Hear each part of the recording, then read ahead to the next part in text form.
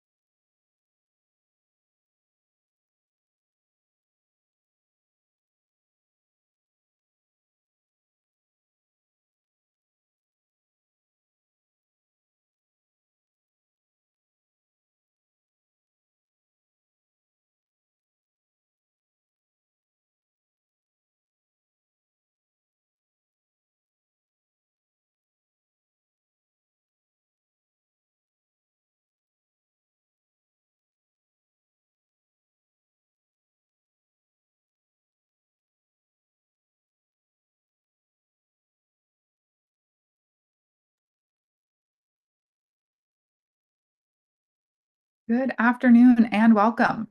As mentioned, you are tuning in to the remote public scoping meeting for the Monitor Point proposal.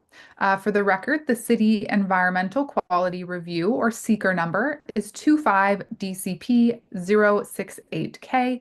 My name is Stephanie Shalou, and I'm the director of the New York City Department of City Planning's Environmental Assessment and Review Division, or EARD. I'm joined by my colleague Evren Olker-Kajar, who is the Deputy Director of EARD, who will co-host today's meeting. And in the event of any technical challenges on my end, Evren will take over on my behalf. We appreciate you making time to join us in this afternoon's meeting and appreciate your patience if we do run into any technical difficulties. I'll also emphasize that we will hear from everyone who wishes to speak today at this meeting, and the meeting remains open until we've had an opportunity to hear from all registered speakers. We also welcome written comments on this proposal and will accept testimony through 5 p.m. on Friday, May 2nd, 2025, and we provide written comments with the same consideration and attention as the comments that we will receive live during this meeting today. All right, we will now proceed to the public scoping meeting. If I can have my colleagues bring up our presentation.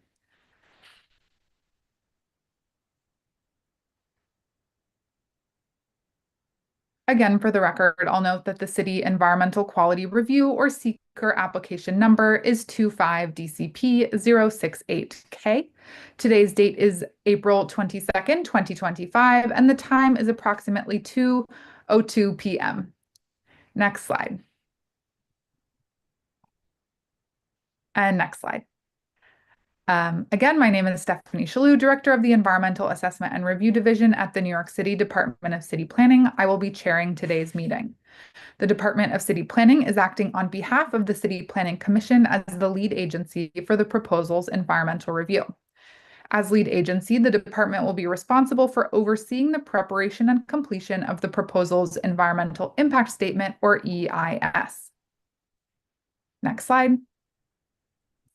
Joining me today are several of my colleagues from the Department of City Planning. As I mentioned, our Deputy Director EA Stacey Aaron is the Environmental Assessment and Review Division Project Manager for this proposal. Lucia Marquez Reagan is the Project Manager for the Land Use proposal. And from the department's Brooklyn office, we're also joined by Alex Summer, Director, and Karenza Wood, Deputy Director. Joy Kim from our counsel's office is also with us today. We're also joined by several members of the DCP staff who are working in the background to ensure that this meeting runs smoothly. Thanks to them for joining us as well. Next slide. Together, we're here to receive your comments on the draft scope of work for the Monitor Point proposal. The draft scope of work identifies the subjects to be analyzed in the upcoming Draft Environmental Impact Statement, or DEIS, and describes the methodologies that will be used in those analyses. The draft scope of work materials are posted online on the Department of City Planning's ZAP website. Next slide.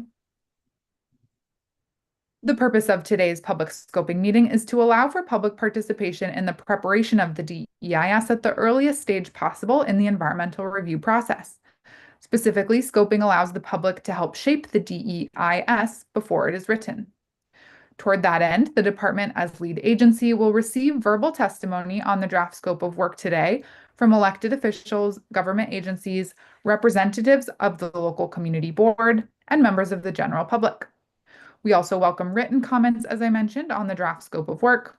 Those written comments can be submitted through Friday, May 2nd, 2025 by 5 p.m. Next slide. At the end of the written comment period, the department as lead agency will review all comments, those that we received today, as well as any written comments that we receive. And after carefully reviewing all comments, the department will decide what changes, if any, need to be made to the draft scope of work, and we will issue a final scope of work. It is the final scope of work that serves as the basis for the preparation of the draft environmental impact statement. Next slide. Today marks the beginning of the written comment period for the draft scope of work. No decisions will be made today regarding the draft scope of work. Again, the point of today's meeting is to allow the public to provide their testimony about the draft scope of work, allow the department to listen to those comments, and hear all voices on this matter. Next slide. I will now focus on the structure of today's meeting, which is divided into three parts. First, the applicant team will make a brief presentation describing the Monitor Point proposal. The applicant team will provide a brief summary of the environmental review's draft scope of work. This presentation will be about 20 minutes. Then during the second part of the meeting, the department will hear testimony from elected officials, government agencies, and those speaking on behalf of the local community board. Then during the third and final part of the meeting, we will receive testimony from members of the general public. Again, the meeting will close after everyone who has registered to speak has had an opportunity to do so. Next slide. On to a few logistics for today's scoping meeting. If you wish to speak and plan to access the meeting online using a computer, tablet, or smartphone, please register online through the Monitor Point public scoping meeting page of the NYC Engage portal at nyc.gov/NYC Engage. A link to join us and provide your testimony will be emailed to you after you've completed the registration process on the NYC Engage portal, and you will be added to our speakers lists. Next slide. When it is your turn to speak, your name will be called and you will be promoted to panelist. This will allow you to unmute your microphone and to turn on your camera if you wish. There will be a short period that it appears you're no longer in the meeting. Don't be alarmed, you'll automatically rejoin the meeting as a panelist in order to provide your testimony. At that time, you'll be asked to convey your remarks. To allow us to hear from everyone who wishes to speak, we do limit speakers' duration to 3 minutes. If you're participating online, you'll see a 3-minute countdown clock run on the screen. At the conclusion of the 3 minutes, your time will expire, at which point you'll be asked to conclude your remarks. Please note that promoting speakers does take a moment, so please be patient. And again, if you turn on your camera, we will be able to see you. Next slide. If anyone's joining us by phone today, if you wish to provide testimony, please select *9 when prompted. Please listen for me to call out the last 3 digits of your phone number, at which point you'll be given the temporary ability to share your testimony. Then you'll need to press *6 to mute your telephone, to unmute your telephone, and we'll be able to hear you speak live at this meeting. And then once your testimony is complete or your 3 minutes have expired, whichever comes first, you'll press *6 again to mute yourself. We would like to encourage anyone participating via phone to register using our dial-in participant hotline that was displayed at the beginning of this meeting and will display again in just a moment. Again, please note that muting and unmuting registered speakers does take a moment. We appreciate your patience. Next slide. And on to time limits. Speakers of the general public are given 3 minutes to provide their testimony. There are a few exceptions to the 3-minute limit. Elected officials, for example, are given the courtesy of jumping to the front of the queue and are not limited to 3 minutes. To those of you viewing us on live stream and also testifying, please be mindful of potential background noise during your testimony. Make sure that the live stream is muted when you begin speaking to avoid hearing an echo. If anyone is viewing today's presentation but does not wish to provide testimony, we encourage you to view the live stream on YouTube, the link can be found on NYC Engage and Department of City Planning's website. Next slide. Again, as a reminder, if you wish to provide written testimony, you can submit that to the Department of City Planning. Our address is shown here on the screen, 120 Broadway, 31st floor, New York, New York, 10271. Attention, myself, Stephanie Shalhoub. We also have an email address set up to accept testimony, which many of you have already submitted to. This email address is 25dcp068k_dl@planning.nyc.gov. This information can be found on the NYC Engage portal and the Department of City Planning's website. Again, as a reminder, written comments are accepted through 5 p.m. on Friday, May 2nd, 2025. Next slide. All right, if you missed any of the instructions on how to participate, please visit nyc.gov/nycengage for instructions on how to participate and provide testimony.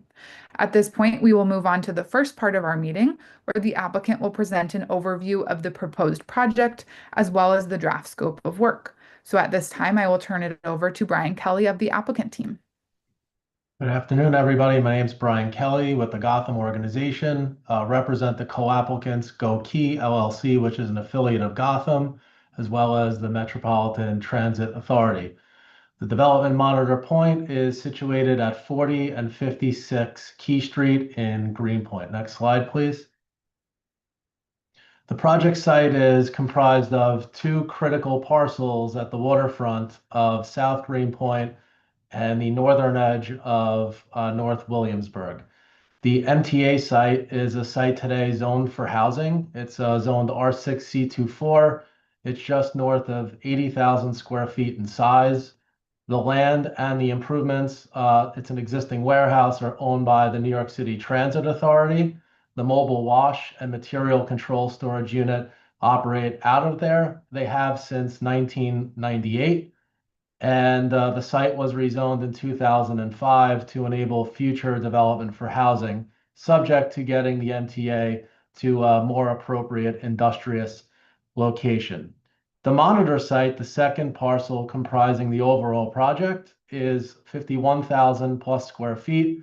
It's owned by the Greenpoint Monitor Museum, a critical and important local not-for-profit organization focused on history and education, including the Civil War and the USS Monitor, which was created at the shoreline and released for critical battles during the Civil War. Critically and important to keep in mind is that in future development, neither site will be owned by the affiliate of Gotham.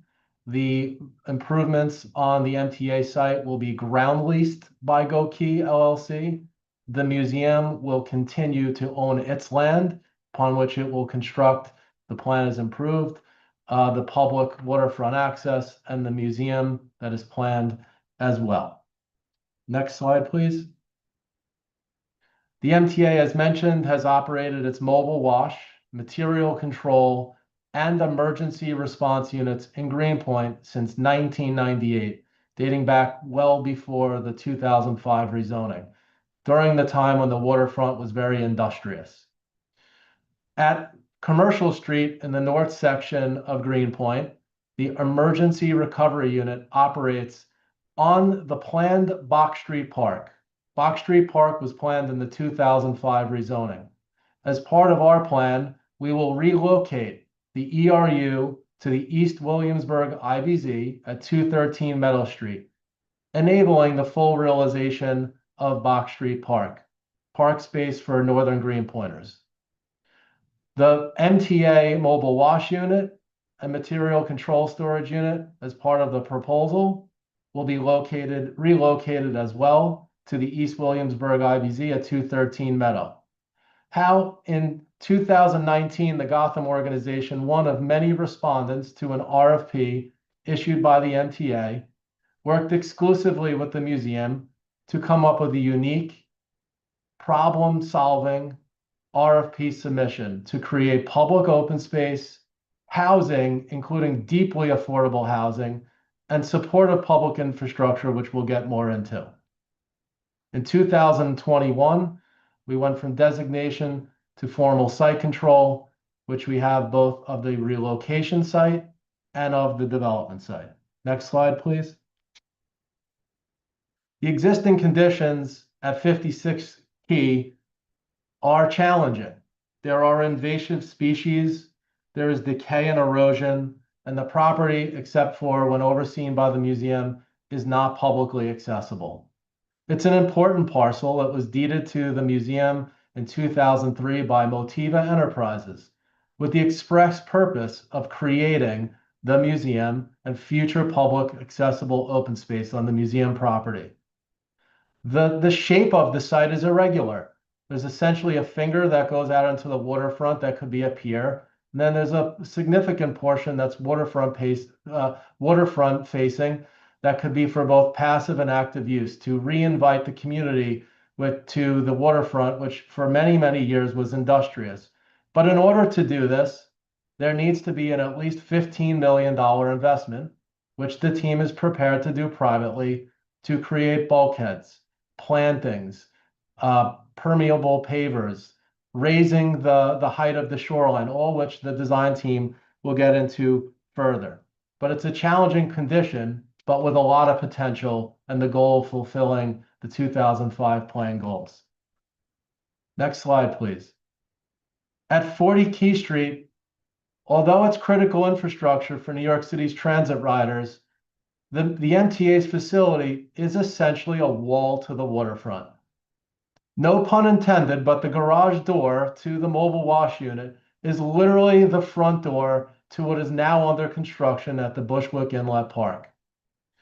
The use is an existing non-conforming industrial use. The site was rezoned from manufacturing to housing in 2005. Our goal, which we'll explain, is to upzone, create density, and fulfill a series of public equity promises. The warehouse divides the two communities and interrupts waterfront connectivity. And as mentioned, the land will remain under the ownership of the New York Transit Authority by the affiliate of Gotham being a ground tenant under a ground lease, making payments over a 100-year leasehold, which will support the MTA's capital program. Next slide, please. As I mentioned earlier, although it's not directly on the development site, our relocation of critical MTA infrastructure to 213 Meadow Street in the IBZ of East Williamsburg unlocks the potential of Box Street Park and Northern Greenpointers. This development is a friend of open space. By moving the ERU, we will unlock a planned and funded 25,000 square foot park. Why is it not built today? Unfortunately, the ERU, which is critical also to respond to situations in our transit system, occupies the front door to Commercial Street, which is the entry to the park. We will solve that by privately, in a turnkey fashion, constructing a 146,000 square foot replacement facility, new, modern, and turnkey, off-site, reducing truck traffic on the waterfront of Greenpoint, creating housing and open space while supporting this public transit use, which is critical to support our system. Next slide. In executive summary, this high-income district has the capability through market rate housing development to cross-subsidize deeply affordable housing, support public transit, support our adjacent Bushwick Inlet Park, the community park, and to create a robust public equity package. How is that done? By relocating the existing MTA mobile wash unit, material control storage unit, and the MTA emergency recovery unit at 65 Commercial and at Key, as mentioned, to a new 143,000 square foot facility in East Williamsburg. Nothing can happen at Key Street without that occurring. We are prepared to do so. Thereafter, demolishing the existing non-conforming industrial warehouse to fulfill the goals of the 05 rezoning to create housing on the MTA site.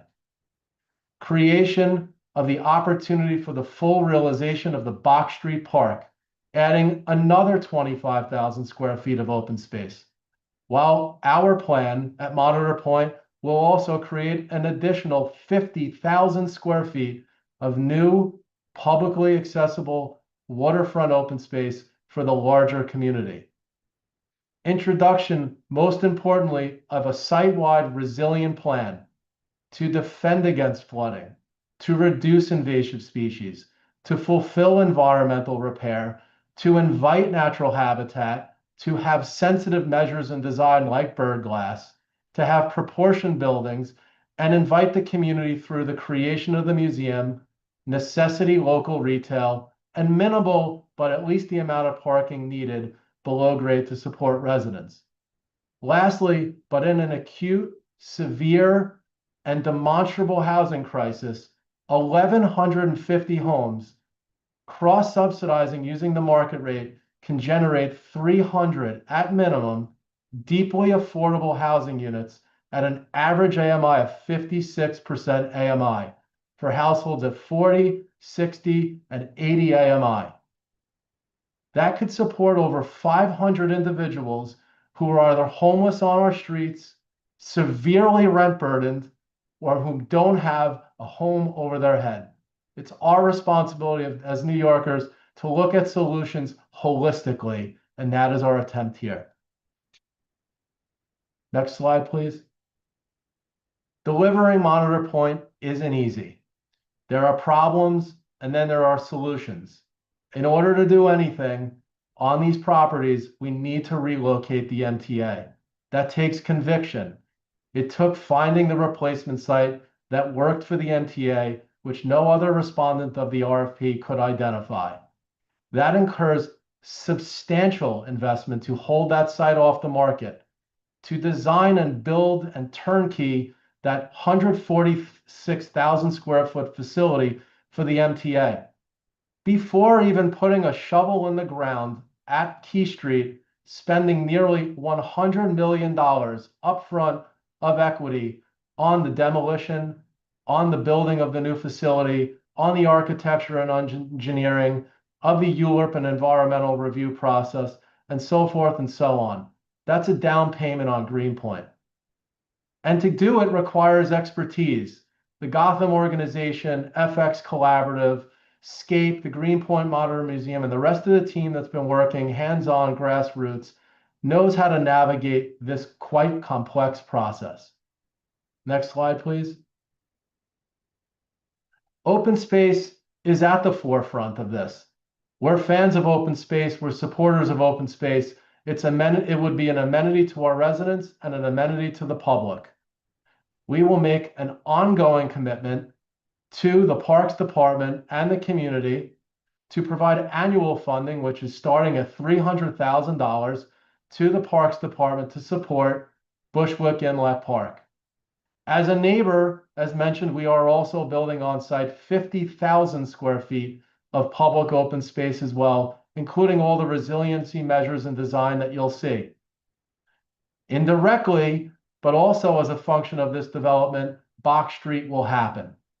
3 major open space initiatives made possible by upzoning a site already zoned for housing, creating deeply affordable housing cross-subsidized by market rate housing, giving lower income families access to communities with the best libraries, schools and public services and open space, making this an inclusive development. Workforce development is extremely important. How can we have economic mobility with that not being at the forefront?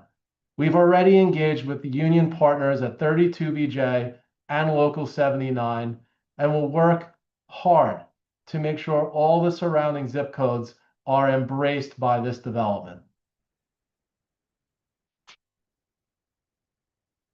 In summary, next slide, please. The project benefits focus on an array of public investment, sustainability and resiliency in addressing Plan NYC resilience priorities, remediating a site which for more than 100 years has been industrious, demolishing a non-conforming warehouse, removing a wall to the waterfront, cleaning up what is a brownfield, creating an all-electric design for carbon reduction, reducing significant truck traffic in what is now a predominantly residential neighborhood, creating green space and shoreline access, transforming an underutilized site, promoting native flora restoration, and the expansion of Box Street Park. The museum will be a haven and an opportunity for incubation of education, collaboration, and for the museum, who has fought long and hard to support its land and its resiliency, to create the memorial to the USS Monitor. Affordable housing, I can't stress enough, which we've talked about. And this $700 million plus investment will require at least a $250 million equity investment, 100 million of that likely before we even get a shovel in the ground to go vertical. With that, I thank you, and I pass it along to Gina Wirth from Scape Studio. Thank you, Brian. Next slide. You can move to the next slide.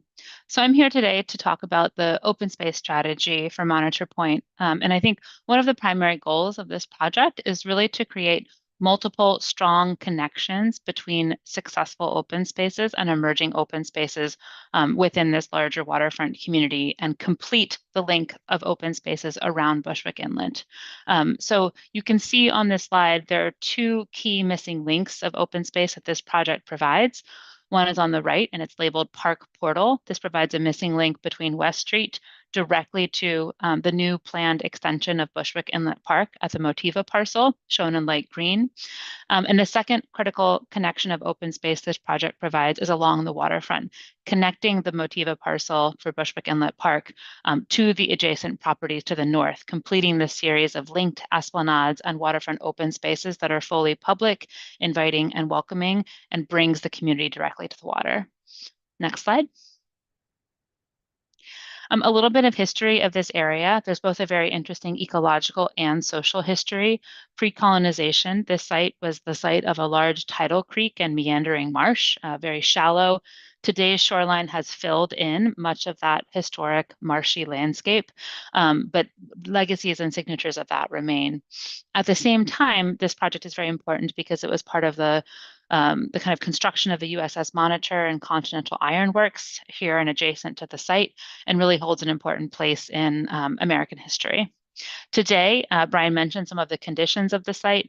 It's a very industrial site, has a degraded and eroding shoreline, and could use improvements for resilience along the edge. Next slide.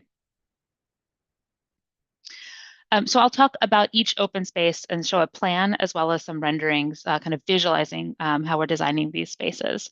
The park portal is the critical link between, it exists at the terminus of West Street and will provide this critical connection for pedestrians to the recent extension of Bushwick Inlet Park at the Motiva parcel.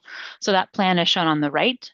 In this design, we're very inspired by the meandering former waterways and watercourses and tidal inlets that once existed here. And we're working with both a planned geometry and a paving pattern that evokes that meandering history of the waterways below. It subtly rises up to bring you to an overlook point at the intersection with Bushwick Inlet Park. And there are many different public amenities and features that exist along this landscape. Spaces for seating, movable furniture. There's a lifted grove that provides space for shady seating. There's seating coves kind of built into the edges of the pathway.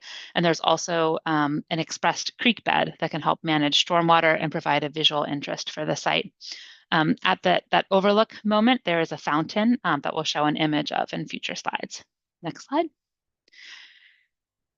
But in general, we're really focused here on creating a wide and welcoming, very public feeling path. This is the meandering path kind of moving across the screen. In this view, we're standing in the lifted grove, which would be shaded by native tree species and have like catenary or overhead lighting that provides like a cozy and welcoming atmosphere. The materials that we're using within this project are really focused on like permeable materials that both manage stormwater and help reduce urban heat island effect within the greater area. And all buildings kind of surrounding, as noted in this image, would either be elevated or dry flood proofed to be at a resilient elevation. Next slide. This image is showing that view directly at the end of West Street, kind of going towards the overlook of the new connection to Bushwick Inlet Park. So this is really connecting the dots and breaking down that like wall barrier that exists today. You see the lifted grove on the left, the dry creek bed with some ornamental fountain features like misting and emerging out of it, kind of showcasing that story of sustainable water management within the area. The creek-inspired meandering paving that really kind of talks about that history and brings you up to the edge, as well as like plenty of places for backed benches and seating zones that we're calling seating coves here. Next slide. And then here you see the view from the overlook fountain looking over the beautiful expanse of Bushwick Inlet and the recent phase of the Bushwick Inlet expansion in that middle ground there, as well as expansive city views in the background, with the fountain itself being a place that could attract families, individuals, and be like a cooler place in the summer to hang out and play. Next slide. This slide focuses on the waterfront edge. It's a very important piece of the project as it helps connect the Motiva Bushwick Inlet Park parcel to the adjacent parcels to the north and to the public esplanades that exist to the north. So again, it's a missing link along the waterfront.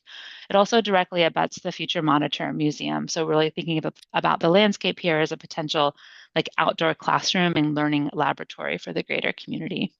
What we're showing in the waterfront design is a design that's really inspired by Bushwick Inlet Park and trying to extend that language, like maintaining some of the path characteristics and the planting characteristics of the Bushwick Inlet Park and bringing it into the site, creating a very open, welcoming space, stabilizing the shoreline edge as needed with a modest bulkhead wall that can tier and step down to meet the edges of Bushwick Inlet Park and incorporate like amphitheater style seating as well as picnic tables and shady seating overlook zones.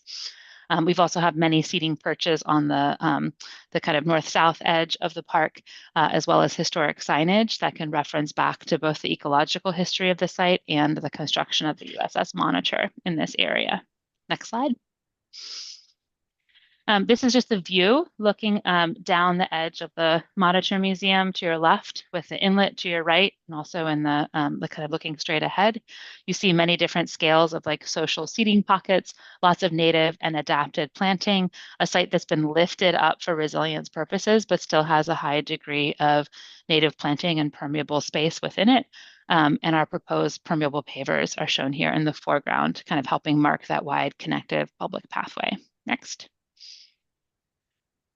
And again, from the resilience perspective, we're trying to create a space and a site that is stabilized from shoreline erosion, but has quite a bit of resilient native planting that's adapted to coastal conditions and provides multiple places for outdoor education and gathering, particularly in the kind of picnic and overlook grove shown on the left. Next slide. And so with that, I think I'm going to pass it to Dan Kaplan from FX. Thank you.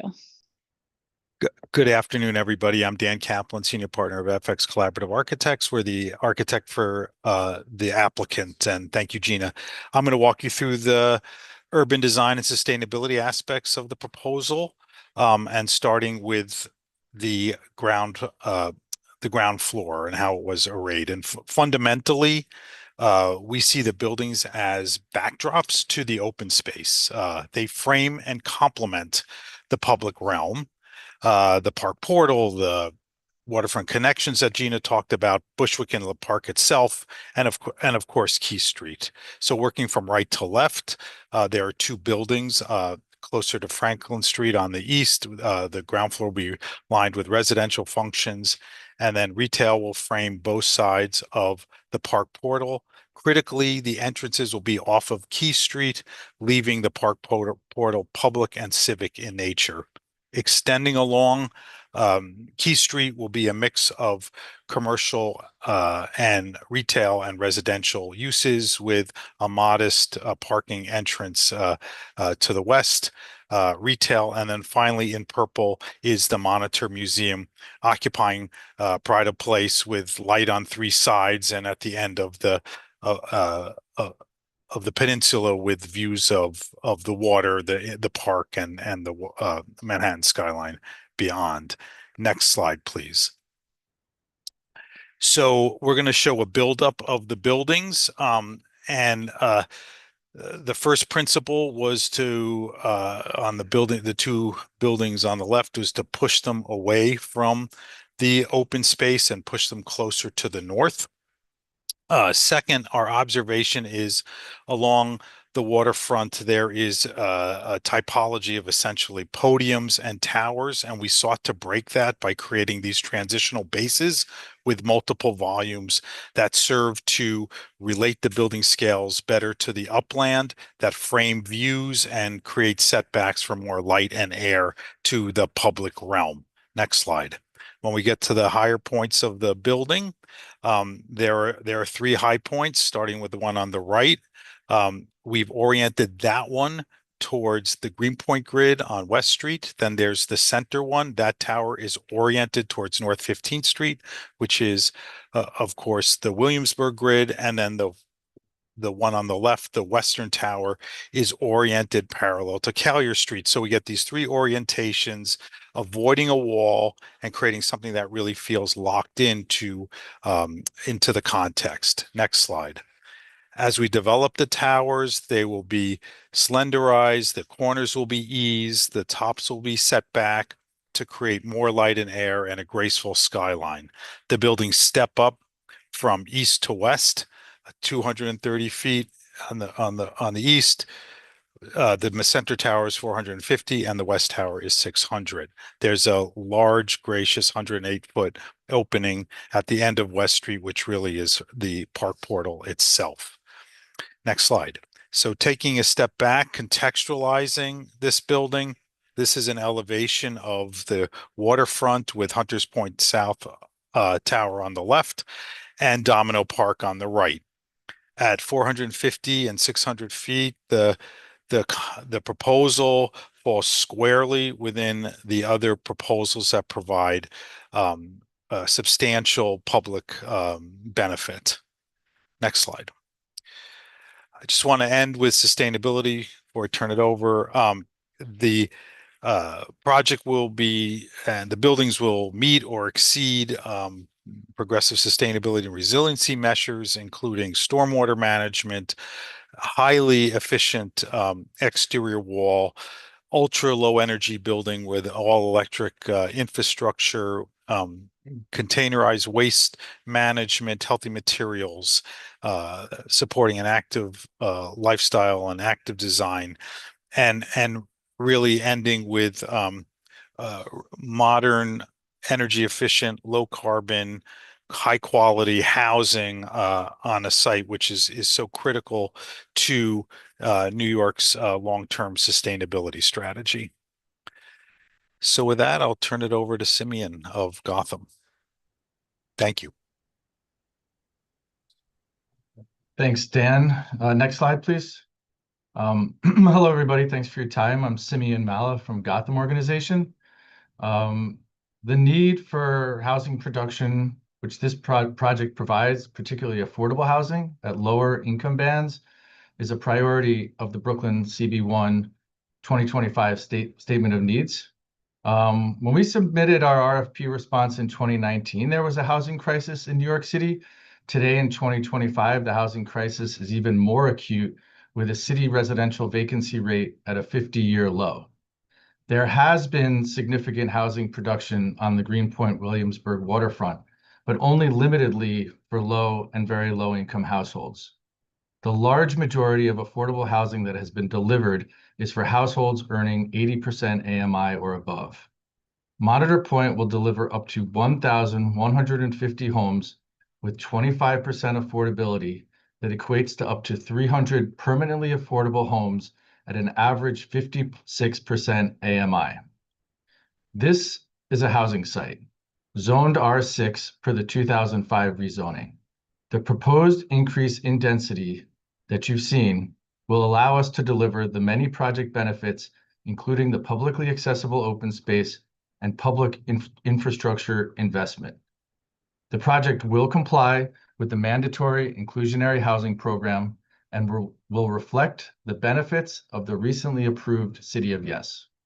By delivering mixed income housing in a high cost, high opportunity area like Greenpoint, we will utilize market rate housing to cross-subsidize low and very low income units without the need for city capital. This allows for that capital to be deployed elsewhere in the city where cross-subsidization is not feasible. We need to remember that providing access for low and moderate income New Yorkers to high opportunity areas such as Greenpoint and Williamsburg provides a significant opportunity and equitable access to high quality jobs, schools, and services for those individuals. Next slide, please. The Greenpoint Monitor Museum was founded in 1996 to educate individuals on Greenpoint's maritime history, the USS Monitor, and the Civil War. As Brian noted previously, the museum was deeded the waterfront site in 2003 for the express purpose of constructing a museum that would celebrate the site's shipbuilding history. As part of this project, the museum will maintain ownership of their property. The museum will receive proceeds for their excess development rights that will be used to deliver the planned housing density increase on the adjacent MTA parcel. The funds that the museum receives will be used to help fund the construction of the Shore Public Walkway and fund construction of a new museum. In delivering the Shore Public Walkway, planned as part of the 2005 rezoning, 50% of the privately held museum parcel will be committed as publicly accessible waterfront access and open space. As part of the construction of the Shore Public Walkway, this project includes significant investment in resiliency infrastructure, which will include the installation of a new bulkhead and raised elevations on the monitor's site. Not only will this protect the museum site against future flooding, but will contribute to the resiliency of the surrounding neighborhood and park space. Next slide, please. In summary, Monitor Point helps create a greener, fairer Greenpoint by transforming a non-conforming industrial use into a vibrant destination that includes hundreds of permanently affordable homes, improved resiliency, publicly accessible open space, a newly interconnected waterfront, celebration of Greenpoint's maritime history, and significant public infrastructure investment. Monitor Point provides solutions to a multitude of challenges while delivering opportunities for social and environmental equity. To speak to some of the actions associated with the project, I'll turn it over to Jeff Mulligan. Next slide, please. Thank you, Simeon. Jeff Mulligan from Kramer 11. I will take us through the proposed actions that are required for the proposed project. The first is a zoning map change. The zoning today is M31 on lot 25, which is the Monitor Museum site, and R6 R6 with the C24 commercial overlay on lot 1, which is the MTA site. Residential use is not allowed in the M31 district. The application would change the site zoning to R8 and R8 C24, which is consistent with waterfront sites to the north, and to allow residential use on the entire property. The easternmost portion of the site would remain R6 with the C24 commercial overlay. A number of changes to the text of the zoning resolution are also proposed. The site would be designated a mandatory inclusionary housing area, which would require that the project include affordable housing. The site is located within the boundaries today of the Greenpoint Williamsburg Waterfront Access Plan, known as BK1. The text amendment would allow the underlying FARs and MIH areas to apply within BK1. The designation of lot 25, again, the Monitor Museum parcel, as a park would be removed since lot 25, which is privately owned by the Monitor Museum, was never acquired by the city, and the city has stated that it does not intend to acquire the property for park purposes. The height and setback regulations for properties within MIH areas within BK1 would be amended. And the large-scale general development special permit zoning text would be amended to allow for the waiver of loading within BK1. Next slide. A special permit for a large-scale general development would be required to allow for an improved site plan. The large-scale special permit would grant the following waivers: height and setback, waterfront regulations within BK1 relating to the maximum width of walls facing the shoreline, maximum residential tower size, floor area distribution, and waterfront yard. And loading would be waived since the amount of retail proposed is just slightly above the amount of retail that triggers a requirement for a loading bay. Next slide. An amendment to the city map to remove the park designation on lot 25. Again, the property is privately owned. City has not acquired the property, and the city has stated that they have no plans to do so. And finally, a City Planning Commission chair certification relating to waterfront public access and visual corridors. as required by waterfront zoning and BK1, and as presented by Gina just a few minutes ago. A short public walkway will be provided connecting Bushwick Inlet Park with the Esplanade to the north, and a visual corridor and an upland connection, known as the Park Portal, will be provided as an extension of West Street. And although not required in the BK1 regulations, a connection to the waterfront will also be provided at the end of Key Street. Next slide. So, and I'll turn it over to David Velez from VHB. Thank you, Jeff. Good afternoon, everyone. My name is David Velez, and I'm with VHB, the environmental consultant preparing the EIS. I am VHB's project manager for the Monitor Point EIS. The draft scope of work describes the analysis framework for the EIS, as well as the methodologies for the technical areas that will be analyzed. The framework and methodologies are based on the guidelines of the 2021 CEQR Technical Manual. Consistent with the CEQR Technical Manual's guidelines, the EIS will analyze the incremental difference between the no action and with action conditions in the analysis year of 2031. The with action condition is reflective of the proposed development at the development site, plus the consolidation of the new NYCTA operations into a new facility at the relocation site on Meadow Street. The no action condition is the future condition that would be anticipated in the project area in 2031 absent the proposed actions. In this case, the no action condition would be the continuation of existing conditions. Therefore, it's assumed that in the no action condition, the existing NYCTA use would remain in the current location and no development would occur on the development site. The existing industrial use would remain on the Meadow Street site, thereby resulting in a conservative increment for analysis purposes. The increment will be used to assess the effects of the proposed actions and the potential for significant adverse environmental impacts. Next slide, please. Here's a list of the technical areas that will be studied in the EIS. While all of these areas will be reviewed in the EIS, I will briefly describe some key areas of analysis. For example, transportation. For the transportation chapter, a travel demand analysis will be conducted to determine the number of trips to be created by the project, providing the framework for the transportation analysis. The trip generation projections will be performed for the weekday AM, midday, PM, and Saturday peak periods. Based on the traffic projections, the travel demand analysis will identify intersections along streets to and from the development site that will be analyzed during the peak hours, and a detailed analysis of traffic will be conducted at the intersections where most of the project-related trips are anticipated. For the transit analysis, the EIS will include a detailed analysis of any subway station, individual subway route, or bus line identified in the travel demand analysis where the applicable CEQR Technical Manual threshold is exceeded.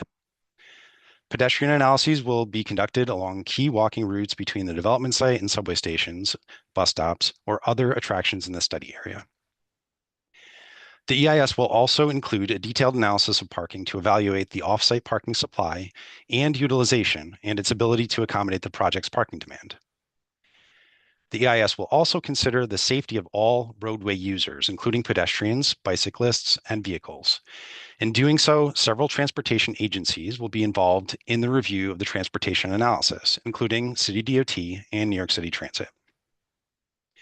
For construction, due to the length of the construction period, a detailed construction analysis will be included in the EIS.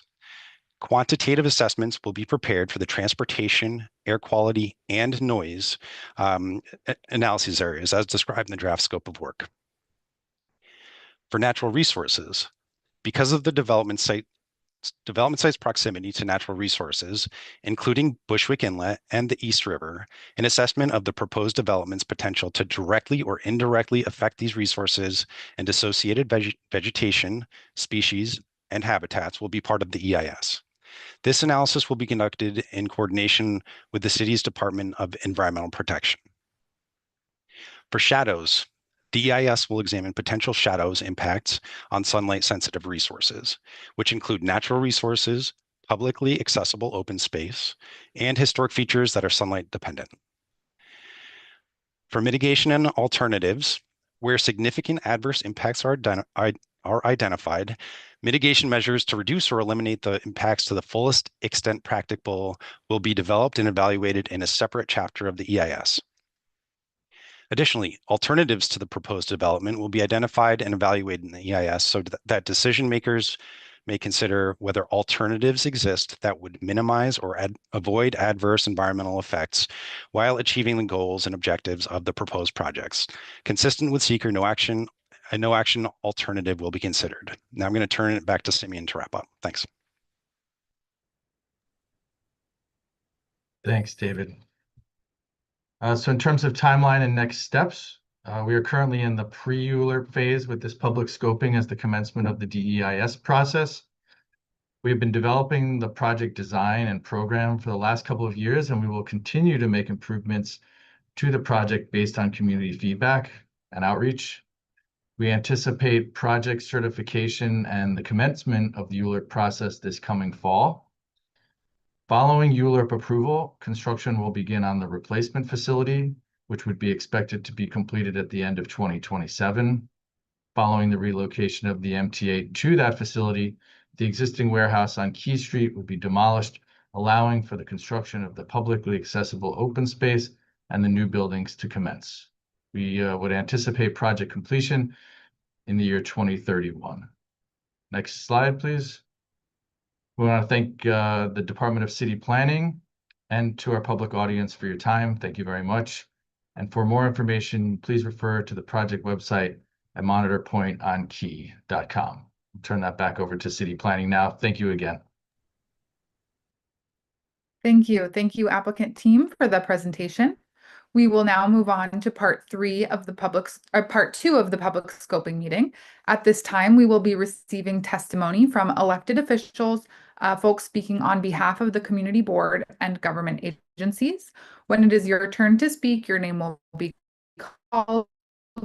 You'll be promoted to panelist, which will unmute and camera. Don't be alarmed, you'll automatically rejoin as a panelist. If anyone experiences technical issues that prevent you from sharing your testimony, we will pause, move on to our next speaker, and allow for troubleshooting to occur in the background, and we'll call your name at a later time. If this happens, we do have how-to guides available on our NYC Engage website for assistance. We also have a phone dial-in helpline that you can call for assistance.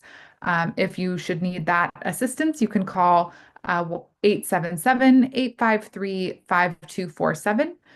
When prompted for a meeting ID, dial 618-237-7396.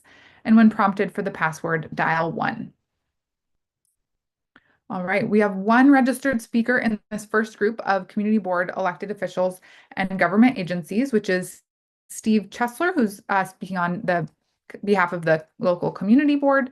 So Steve Chesler, you'll be our first speaker. We'll promote you to panelist in just a moment for you to provide your testimony.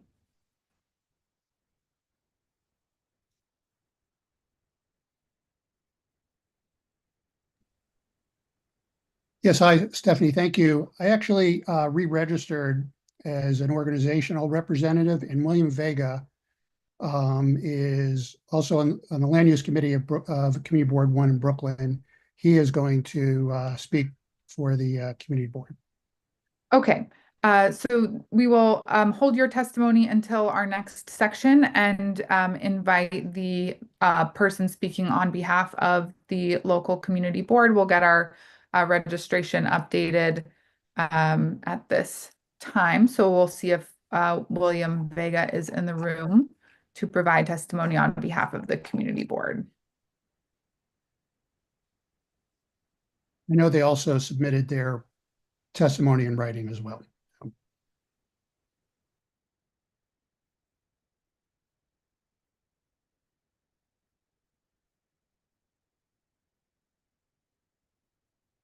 All right, William Vega, we will promote you to panelist in just a moment.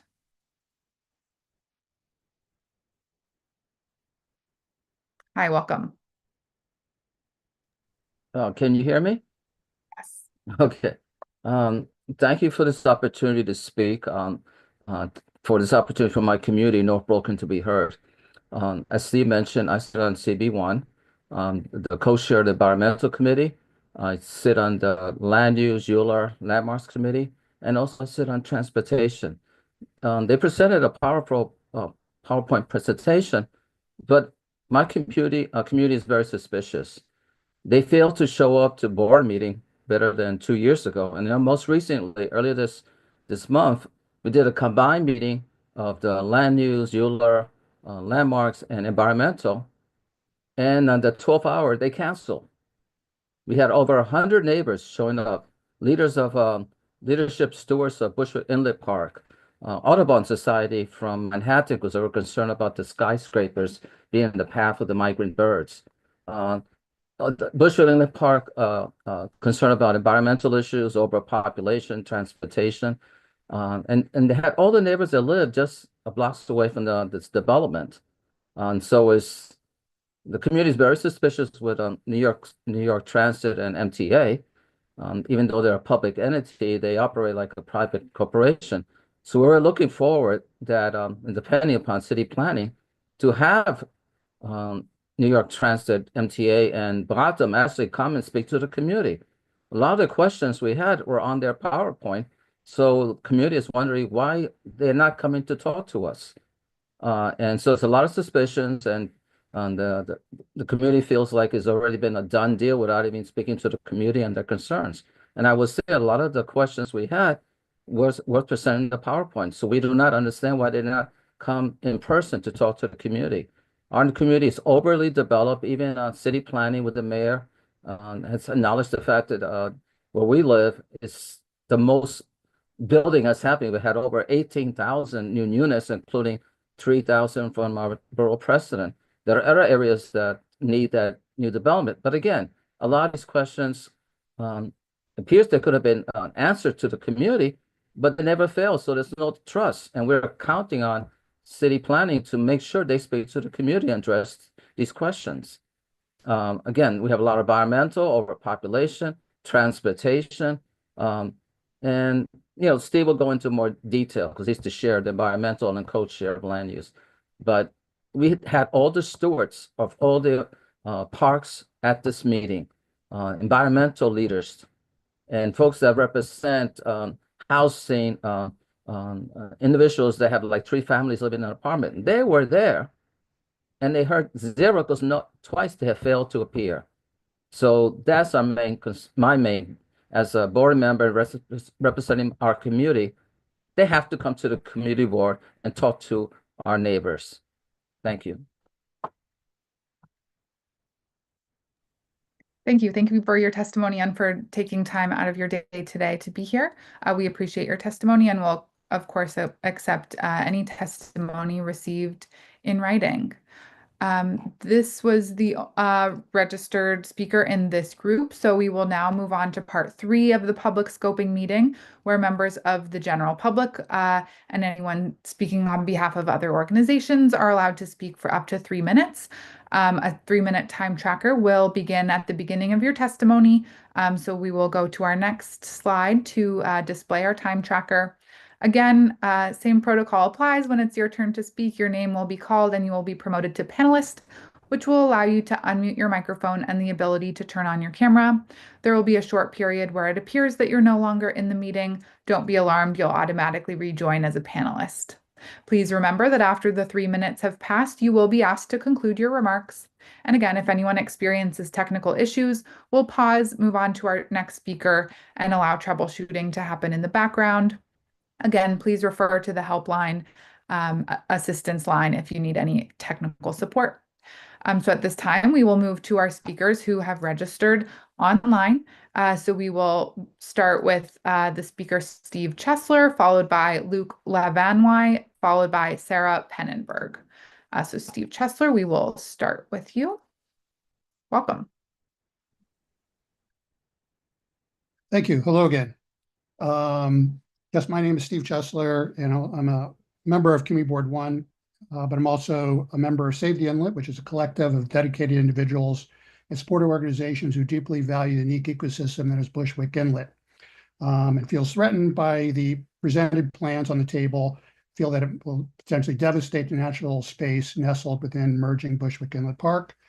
Regarding the environmental review categories, open space, feeling like the with action scenario will directly and severely degrade the design and user experience of Bushwick Inlet Park.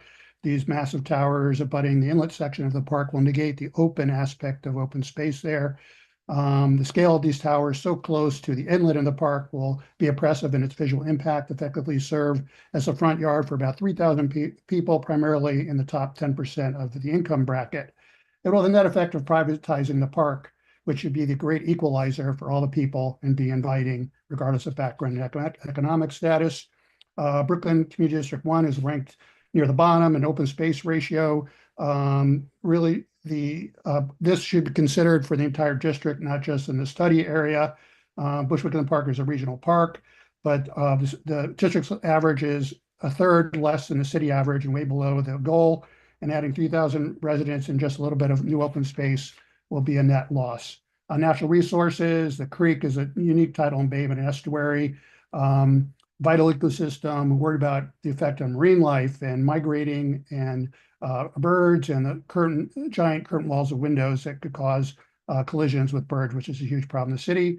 Urban design and visual resources and 2005 rezoning and the development principles on the waterfront.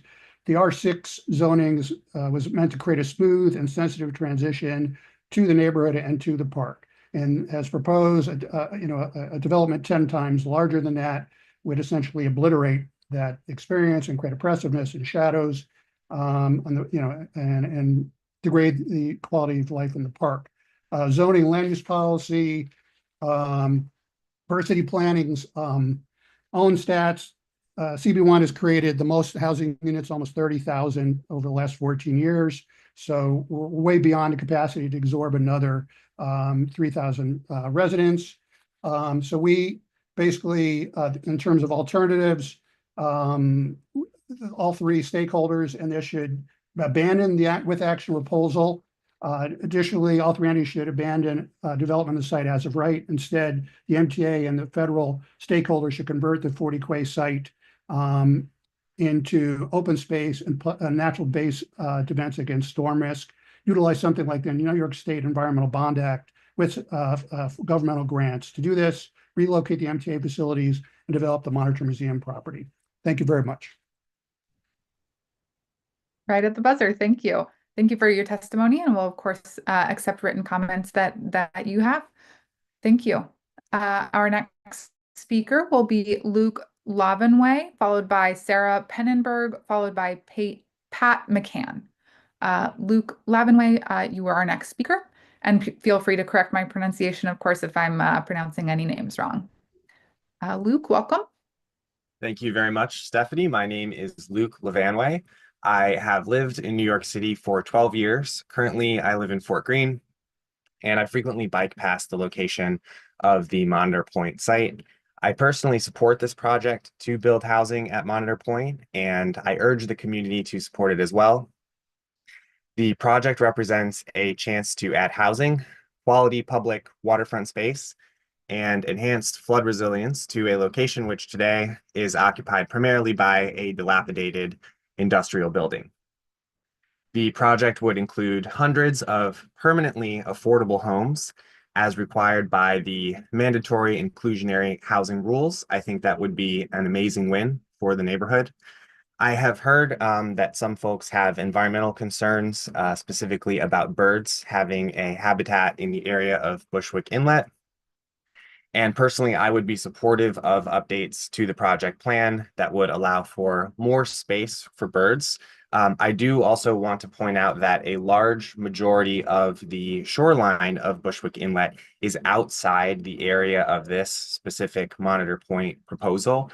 And I think that arguably the plans for Bushwick Inlet Park, which is a separate area, separate totally to this proposal, would have much more potential to impact birds either positively or negatively. As the community decides how we feel this space in the neighborhood should be used, I urge all of us to consider that our city is in the middle of a housing crisis. Rents are skyrocketing, and the vacancy rate is at a catastrophically low 1.4%, according to the Office of the Comptroller. Tenants are competing for apartments, and as a renter, I have seen that with my own eyes.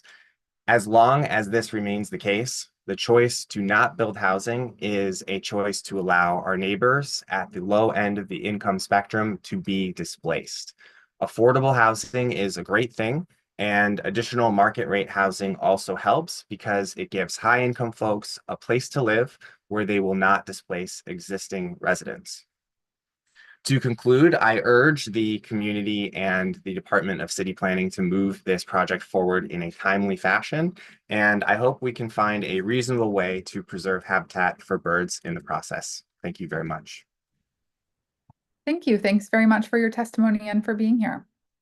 Our next speaker is Sarah Pennenberg. You'll be promoted in just a moment, followed by Pat McCann and Bessem Kresniki. Sarah Pennenberg, you are our next speaker.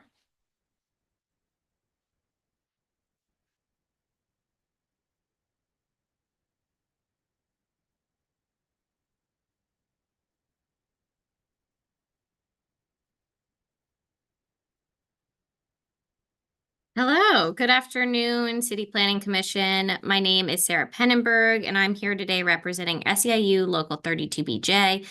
32BJ is the largest union of property service workers in the country, representing over 175,000 members across 13 states, including tens of thousands of commercial property service workers, security guards, and residential building staff in New York City.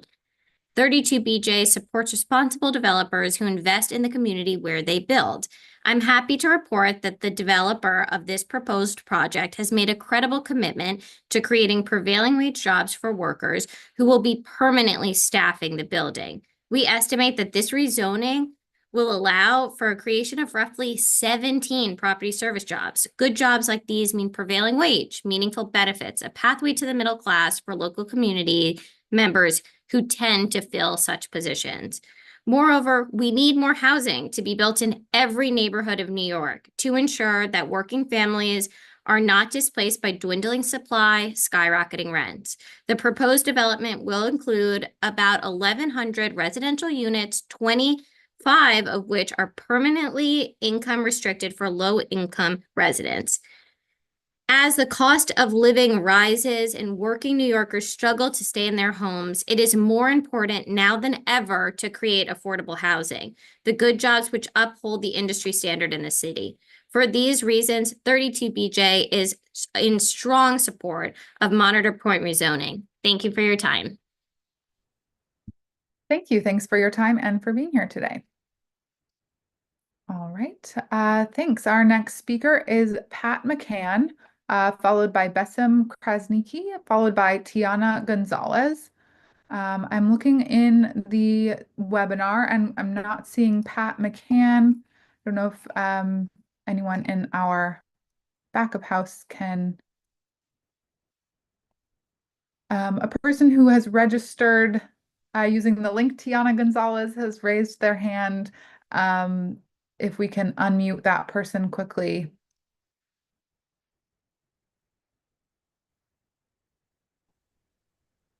Hi, welcome. Is this Pat McCann?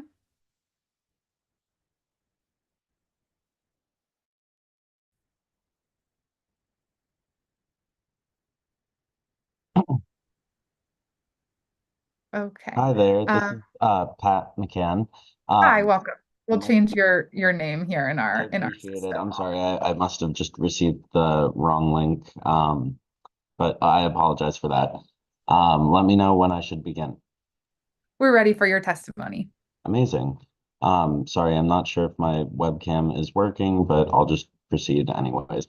Good afternoon, commissioners, and to my neighbors. My name is Patrick McCann. I am a proud Brooklyn resident, and I'm here to speak in strong support of the Monitor Point project. I work as a political fellow for SEIU 32BJ, and I take classes at night to complete my master's degree. For the last 3 years, I've had to move from one apartment to the next as my rent skyrockets. I've been lucky to find apartments at all, as I often do not clear the threshold of earning 40 to 80 times the rent that many landlords require. I know that many New Yorkers are not so lucky. Um, the untenable cost of living in this city, driven in large part by absurd rents, has forced many of my friends to flee to New Jersey or move back in with their parents. Without additional affordable housing in this borough, we will continue to see young people like me who came here to pursue an education and contribute to the community, leaving the borough and starting their lives elsewhere. I love living in Brooklyn and I hope to do so for many years to come, but I fear that without much needed relief, I too will be forced to leave. The Monitor Point project will bring over 1,000 desperately needed units to the area. Not only that, 25% of those units will be affordable at an average AMI of 60%, meaning 250 opportunities for working families, young people, and others priced out of the market to find a home. On top of this, 32BJ estimates that Monitor Point will create 15 property service jobs for the concierges, porters, and handy people who work there. The developers have made a credible commitment to good jobs, meaning those workers will have a path to strong wages, family health care, a dignified retirement, and a voice on the job. As a young person, a Brooklyn resident, and a proud member of the 32BJ family, I strongly support this proposal, and I thank you for your time. Thank you. Thank you for your testimony. All right, our next speaker is Bessem Krasnicki, followed by Tiana Gonzalez, followed by Scott Frazier. I'm checking our webinar here, and it does not appear that Bessem Krasnicki is in the room, so we will make a note of that. And Bessem, if you are viewing on the live stream and do wish to join us, please do so at this moment. We will move on to our next speaker, Tiana Gonzalez. So I see your hand raised, so we will promote you now and hear from you, Tiana. Will be followed by Scott Frazier, followed by Timothy Brown.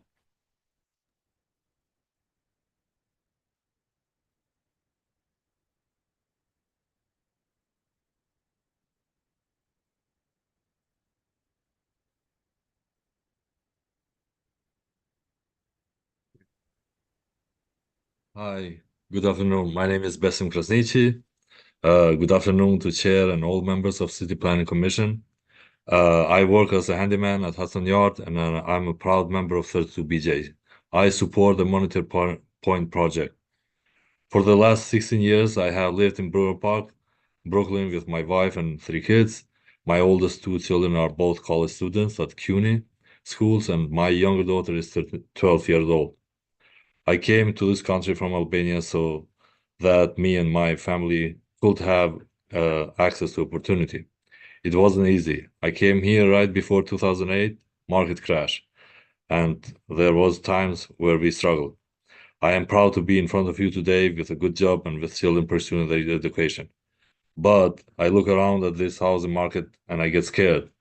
I worked hard to set my children up for success in education and their careers, but with how crazy the rents are getting all over, I worry about what will happen when it's time for them to move out. I support this project because 1,000 new apartments mean 1,000 new opportunities for my children to find a place to live. I support this project because 250 affordable apartments mean 250 families like mine who will have an opportunity to make a life in this incredible city. And I support this project because 32BJ estimates there will be 50 new jobs created. Those 50 new jobs mean 15 moms and dads like me who will have a chance to improve their career and take care of their children. Thank you for your time. Thank you. Thank you for your testimony. All right, we will move to our next speaker, Tiana Gonzalez, followed by Scott Frazier, followed by Timothy Brown. I don't believe we see Tiana Gonzalez in the room now that we've renamed our other speakers. Tiana, if you are in the room, please let us know. Hello. I'm seeing Tiana Gonzalez in the panel. If Hello. someone unmute. Welcome. Hello, good afternoon, all. My name is Tiana Gonzalez, and for the last 8.5 years, I have been proud member of 32BJ. I am here today to show my support for the Monitor Point project. I live with my husband and my daughter in Bensonhurst, where we lived for the last 10 years. For my daughter, Brooklyn is the only home she has ever known. We are fortunate to have a stable, affordable apartment that allows me to live and raise my daughter in a city where I work. But I'm worried about the growing affordability crisis will mean for my family and families like ours in the future. I support this project because the developers at this site have committed to good jobs for workers at Monitor Point, and 32BJ estimates roughly 15 property services jobs will be created at the site. These jobs are not just a talking point or a statistic on a page. They represent 15 families who will have access to health care, families who will be able to retire with dignity, families who will earn the necessary wages to pay their rent and raise their kids, families who will live, thrive, and grow in the city that we all love. That's why this project is important to me and all my union brothers and sisters at 32BJ, and why I strongly support the Monitor Point reasoning. That's all. Thank you. Thank you. Thank you for your testimony and for being here today.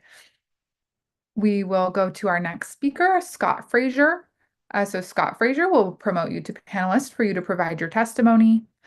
Following Scott Frazier, we'll hear from Timothy Brown, Donato D'Agosto, and Jerson Azcona.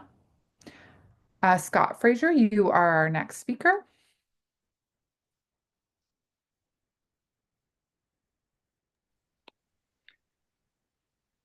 Hi, welcome. Hello there. I think I'm there. I'll keep going. My name is Scott Frazier. I've lived in Greenpoint most of my life, where I learned firsthand about this neighborhood's toxic twin legacy of pollution and lack of open space, like the devastating ExxonMobil oil spill, the Newhart plastic factory Superfund sites phthalate and trichloroethylene plume, and the millions of pounds of toxic chemicals released into the air each year by local factories.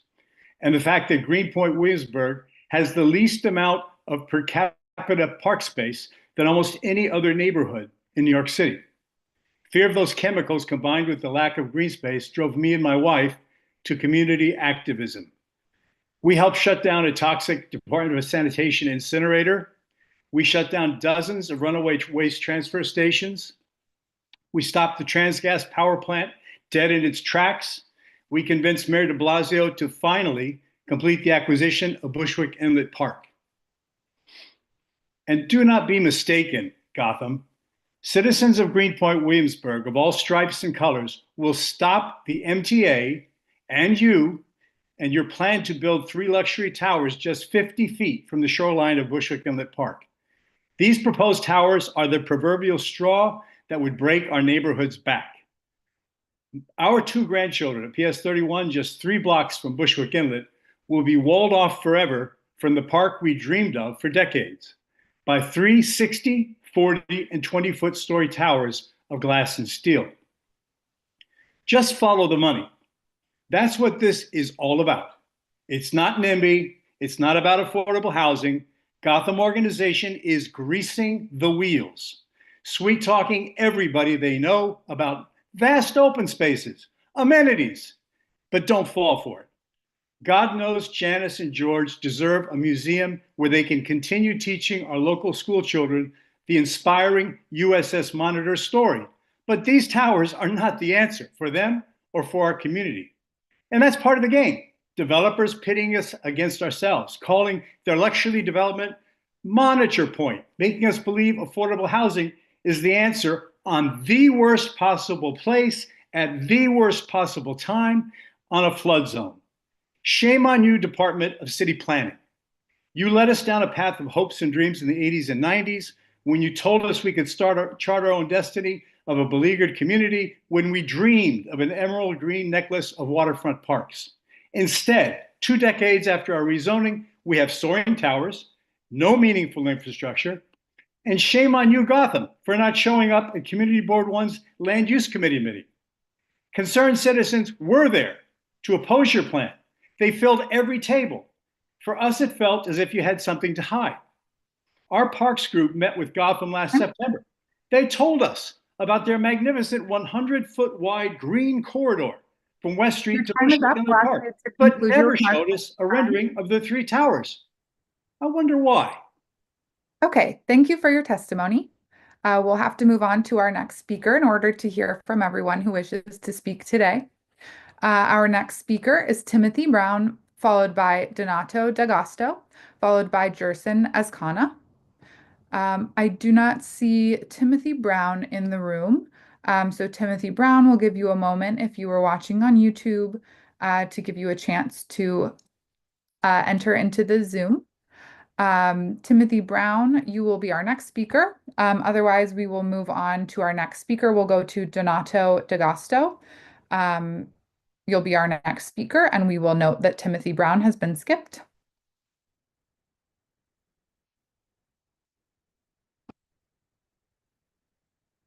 So Donato D'Agosto will go ahead and promote you to panelist so that you're able to provide your remarks.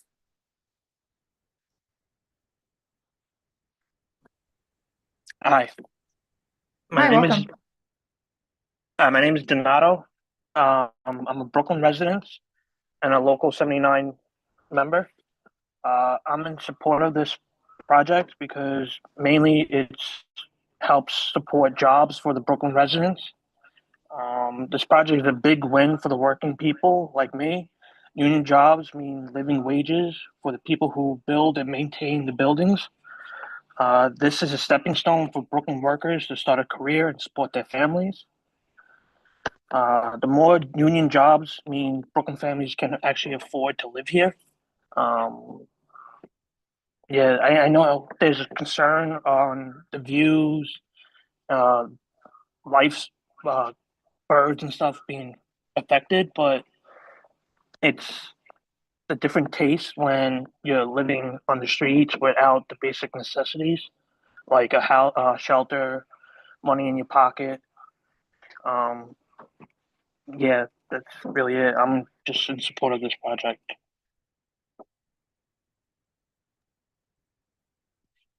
Thank you. Thank you. Thank you for being here and for providing your testimony. We'll move to our next speaker, Jerson Azcona. Jerson, we will promote you to panelist at this time for you to provide your testimony. Our next few speakers to be at the ready will be Densley Boston and Anaya McKnight. Jerson Azcona, you are our next speaker.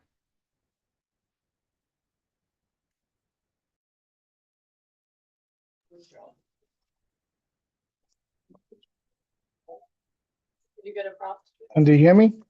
Yeah, welcome. Yes, hi. My name is Jerson Ascona. Thank you for pronouncing it correctly. I'm a local 79 neighbor, born and raised in Brooklyn, who once attended Automotive High School back in the 90s. I support this project for more housing, jobs, and public space in our borough. We all know how expensive it is to live in New York City, and this project will create new affordable housing. People always talk about how unaffordable everything is, and this is how we start to fix that. A union job in construction gave me the benefit and the wages to provide for my family. I know firsthand the difference between just surviving paycheck to paycheck and actually making a good living. Union wages means I'm able to be present with my family, be there for my kids' biggest moments, and even bring them to community events. It's not just jobs. The Monitor Point project will also add public open space along the waterfront. That means more space for families like mine to enjoy, more community connection, and just a better quality of life for everyone. Thank you. Thank you. Thanks for being here and for providing your testimony. Our next speaker is Densley Boston, followed by Anaya McKnight, followed by Rishi Chatu. Densley Boston will promote you to panelist at this time so you can provide your testimony.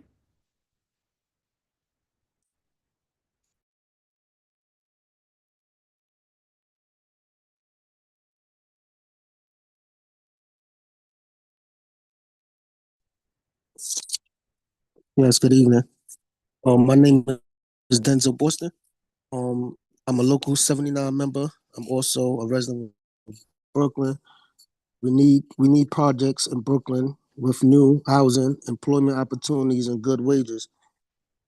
I know the difference between a good job and a dead end job. I used to work as a non-union construction body shop worker that exploit me on construction site all over the city, including one in Greenpoint.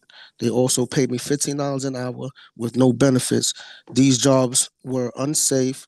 One of my coworkers fell down a pit and got severely injured. Luckily, I joined Local 79 as an apprentice. Started Local 79 apprentice program. I am I am also a resident. I'm also have opportunities for other union members to join Local 71, Local 79. Um, uh, I also support this. I also support. I also support this project for better wages for other union members and families. Thank you. Thank you. Thanks for being here and for providing your testimony. Our next speaker will be Inaya McKnight, followed by Rishi Chatu, followed by Roxanne Dakres. Inaya McKnight, we do not see you in the Zoom, so if you are on YouTube, please hop over to the Zoom link. We will come back to you if you are able to join. We'll move ahead with our next registered speakers to keep moving through our speakers. So Rishi Chatu, you'll be our next speaker. We'll promote you to panelist at this time. Again, followed by Roxanne Dakres and Joshua Terry. Rishi Chatu, you're our next speaker.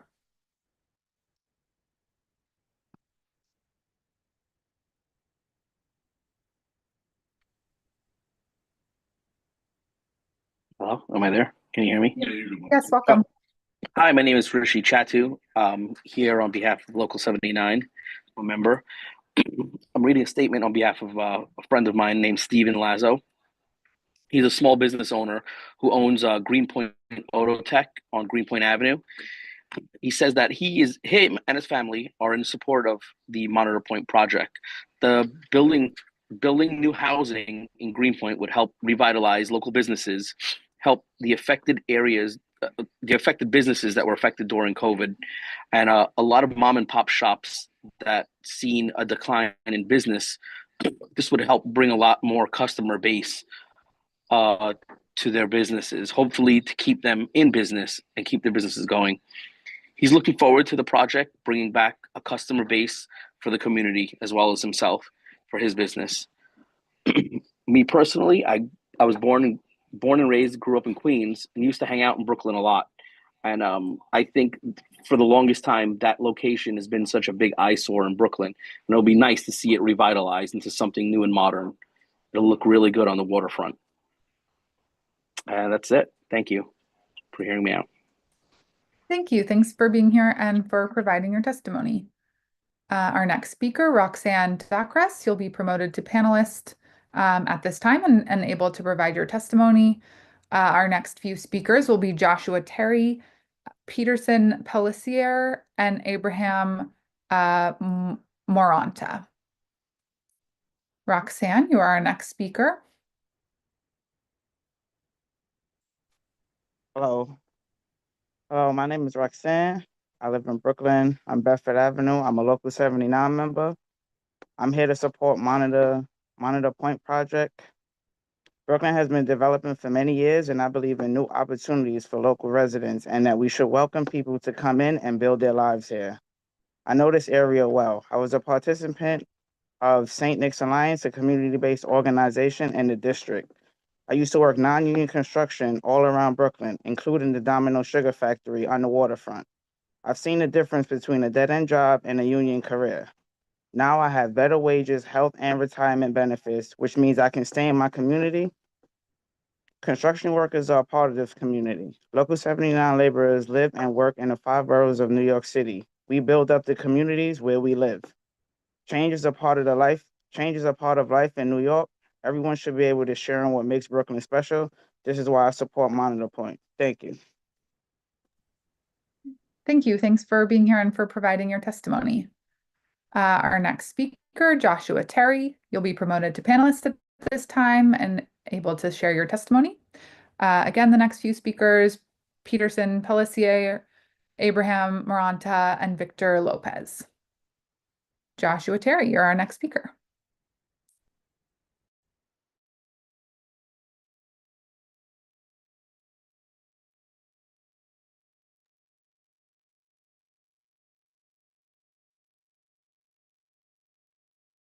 Joshua, you should be able to unmute at this time.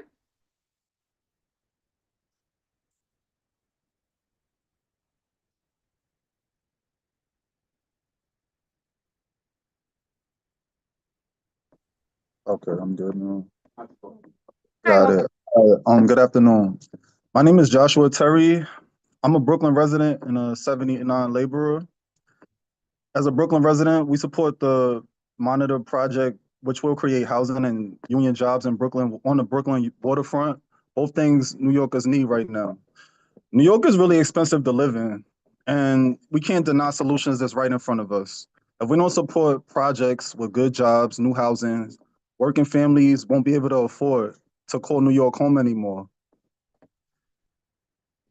I'm sorry. Working families won't be able to call New York home anymore. It'll just be an undesirable check-to-check lifestyle that allows workers to build projects and not empowering them to build a future. A union job in construction means that I have health insurance, good pay, and something to live for rather than just paying bills. This project will also create public space and benefit small businesses. People who already own or live on the waterfront shouldn't be the only ones who are able to enjoy it. We need new housing and that regular folks can afford. Everyone should be able to access a better quality of life here. Thank you. Thank you. Thanks for your testimony and for being here today. All right, our next speaker is Peterson Pellissier, followed by Abraham Maranta, followed by Victor Lopez. Peterson, you will be promoted to panelist now to share your remarks. Hello. Hi, welcome. Hi, my name is Peterson Pellissier. I'm a Brooklyn resident and a member of Local 79. I support the Monitor Point project that will bring more opportunities for Brooklyn workers. This will help out a lot of working people. Construction workers are part of the neighborhood. As a Local 79, there are Local 79 laborers that live and work throughout all 5 boroughs of NYC. We build up communities where we live in, and many New Yorkers are struggling financially. We need projects with new housing, employment opportunities, and good wages. And I want other local residents to have the same opportunities that I did through projects like this. The Monitor Point can boost wages for residents of Greenpoint, Williamsburg, Queensbridge, Bushwick, and Bed-Stuy, and more. Thank you very much. Thank you. Thanks for being here and for providing your testimony. Our next speaker is Abraham Maranta. We will promote you to panelist now so you can provide your testimony. For awareness, the next few speakers are going to be Victor Lopez, followed by Ariel Dixon, followed by Robert Brunote. Abraham Maranta, you are our next speaker. Can everyone hear me? Yeah. Yes, welcome. My name is Jose Cruz. I was added as Abraham, but he wasn't able to make it, so I'll be speaking for him instead. You're right. So my name is Jose. I'm a Brooklyn resident, born and raised in Sunset Park, and I'm also a Local 79 laborer. As Brooklyn residents, we support the Monitor Point project, which will create housing and union jobs in the Brooklyn waterfront. I believe this project will benefit the community. We can build a stronger, more affordable Brooklyn with more opportunities for everyone. Good paying jobs do make strong communities. And I also believe that this project will bring more space for families to enjoy, more community connections, and a better quality of life for everyone. It will also support the creation of union jobs for building maintenance and construction workers. And yeah, it'll just be a better way of life for everyone with more opportunities. That's all. Thank you for hearing me out. Thank you. Thanks for being here and for providing your testimony. Our next speaker, Victor Lopez, will promote you to panelist now, followed by Ariel Dixon, Robert Brunote, and Chris Sun. Victor Lopez, you're our next speaker.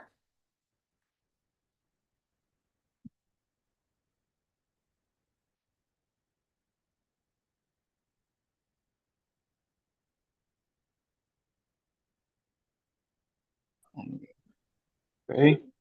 Yes. Yes. Hi, Please. welcome. All right. Hello, everyone. Thank you for this opportunity. My name is Victor, and I'm from Brooklyn resident and a local 79 laborer. I am here to express my support for the Monitor Point project. I hope my neighbors can recognize how Monitor Point will benefit Brooklyn if we build it right. This project will create more affordable housing options and good paying union jobs for Brooklyn residents. So many people have already been pushed out, but union jobs give families the financial security in their neighborhoods. We need projects that will ensure residents are working with fair wages and safe conditions. We cannot keep our communities isolated. We have to build a better city for everyone. Thank you. Thank you. Thanks for your testimony and for being here today. Our next speaker is Ariel Dixon, followed by Robert Brunote, followed by Chris Sun. Ariel Dixon, you're our next speaker. For those of you that were able to register, you are in our speakers queue. We do have a long list, so please bear with us and we will get through all registered speakers in today's meeting.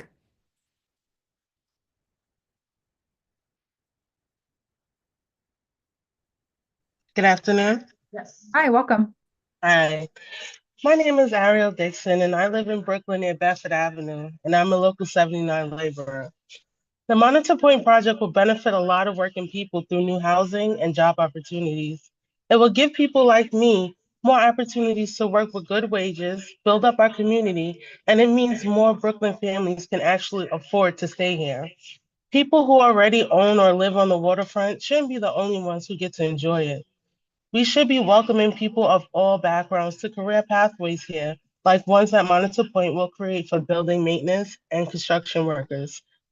I'm not scared of change. I'm actually excited for the new housing, shoreline improvements, and MTA improvements. This project will benefit the whole borough. Thank you. Thank you. Thanks for your testimony and for being here. Our next speaker is Robert Brunote, followed by Chris Sun, and followed by Chad Perkey. Robert Brunote, you are our next speaker. We'll promote you to panelist at this time for you to provide your testimony.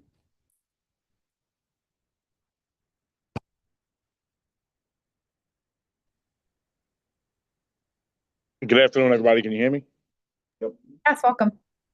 Hey, my name is Robert Bernat. I was born and raised in Brooklyn. I'm still a resident, and I'm a local 79 organizer.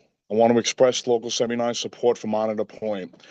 80 local 79 members live in local community board in the local community board of this project, but many local workers and family members cannot attend or spend hours on their workday on a Zoom call. So often their voices are not heard, and I'm here to read on behalf of one of them. Her name is Anaya McKnight, again, who is a proud local 79 member. Hi, my name is Anaya McKnight, and I live in Williamsburg Houses. As a construction worker who is part of this community, I support the Monitor Project because I'm worried about the access to basic needs for working people like me. I'm worried about access to housing, jobs, and healthcare. I believe we should create more opportunities in our communities instead of saying no to everything. Before I joined Local 79, I had a hard time making ends meet, raising my daughter on low wages. There were times I had to struggle just to buy a Metro card to get to work. The project, which includes new MTA facilities and funding for the MTA, it will create thousands of housing units, public open space, shoreline improvements, and a new art museum that I can take my daughter to. It will create union jobs for building maintenance and construction workers. All these things will improve the quality of life for the working families in my community. Every neighborhood has to do its part for the housing crisis. We have to build a better city for everyone. This is why I support the Monitor Point project. Thank you very much. Thank you. Thank you for providing the testimony and for making time out of your day today. Our next speaker will be Chris Dunn, followed by Chad Perkey, followed by Dina Rabiner. Chris Sun or Chris Dunn. We had both registrations there. You'll be our next speaker.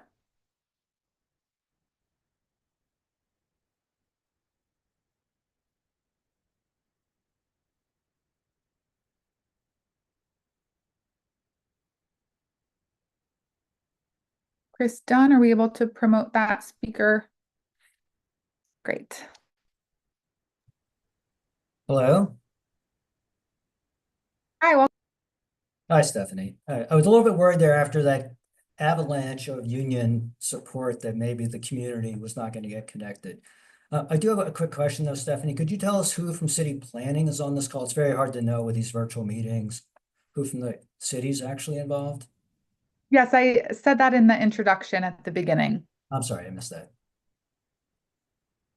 It will be in the recording. Okay, thank you. And my name is Chris Dunn. Good afternoon, everyone. I live in Williamsburg. I'm from the community. I've lived in New York City for nearly 40 years. I pay very close attention to planning controversies in the city. And I have, as have many people in the community, studied closely what happened on the Williamsburg waterfront as part of the 2005 rezoning. And as I'm sure everyone in city planning knows, the premise of that rezoning was the community had to take luxury high-rise buildings in exchange for open park space. This being a community that is starved for open space. We have the high-rise towers. We don't have a park. Most of that park space is years, if not decades, away from realization. And what we now have is a parade of luxury towers north of Bushwick Inlet, which brings us to this particular site. And this site is unique in the sense that it is public property and it directly abuts the last remaining northern portion of Bushwick Inlet Park. This is a site that Gotham is now proposing to build between the three buildings, 130 stories of luxury housing, with one of the towers being 600 feet and the other being 45 and 23. It is unconscionable to think about that sort of development of this site at this time. Everybody understands there is a crisis in housing. And if Gotham wants to build an all affordable housing complex there, God bless them, they should do it.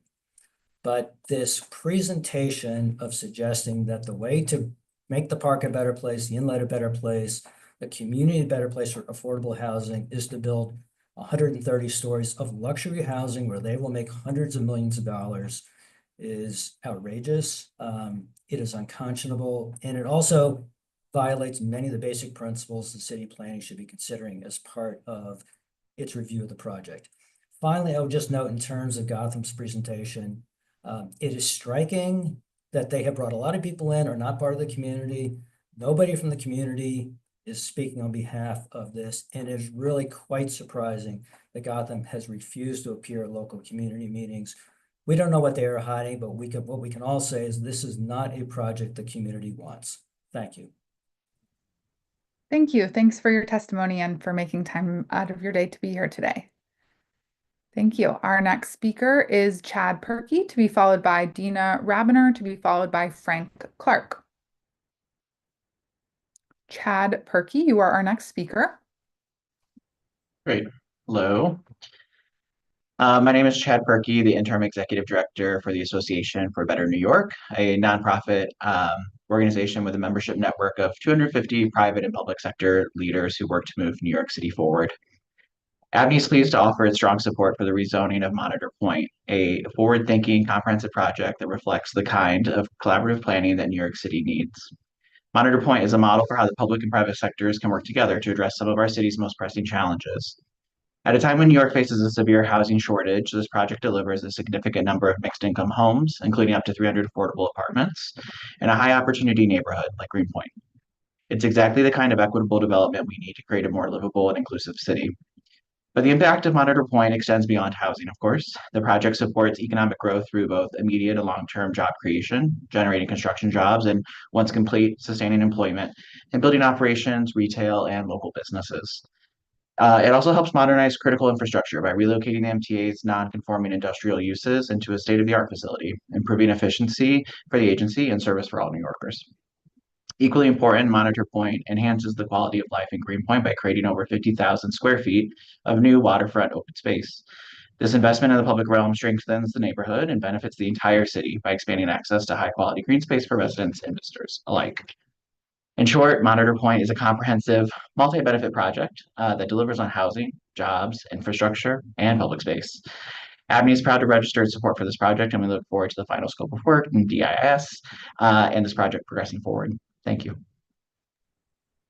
Thank you. Thanks for being here and providing your testimony. Our next speaker is Dina Rabiner. We will promote you to panelist now so that you're able to provide your testimony. Our next few speakers will be Frank Clark, Dewey Thompson, and Freddie Mendez. Dina Rabiner, you are our next speaker.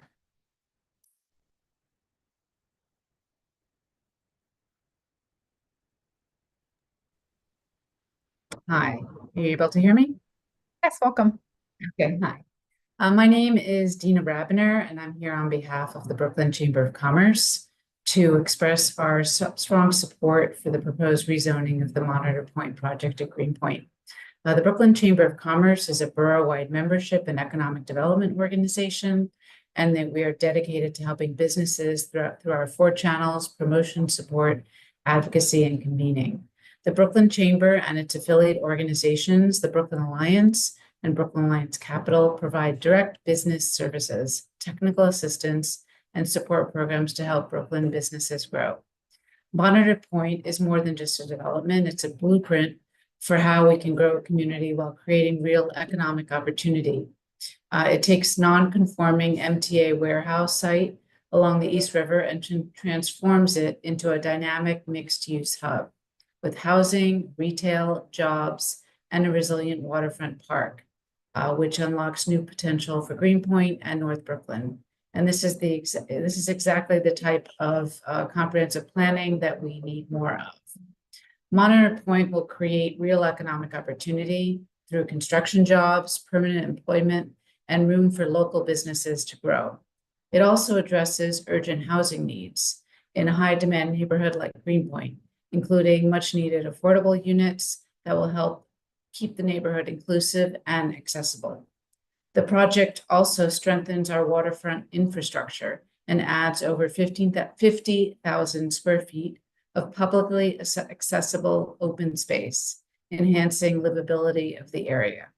This new park will bring the community closer to the waterfront, attract visitors, and support a healthier, more vibrant Brooklyn.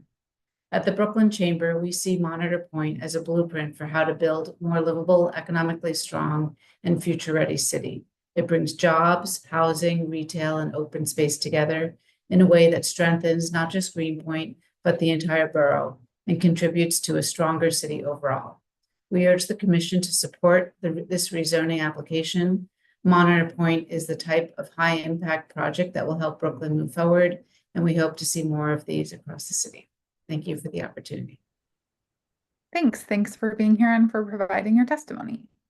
Our next speaker is Frank Clark, followed by Dewey Thompson, followed by Freddie Mendez. I see a user joined as executive conference room. If you are Frank Clark, we'll give you the opportunity if we can unmute that user to confirm that that is Frank Clark.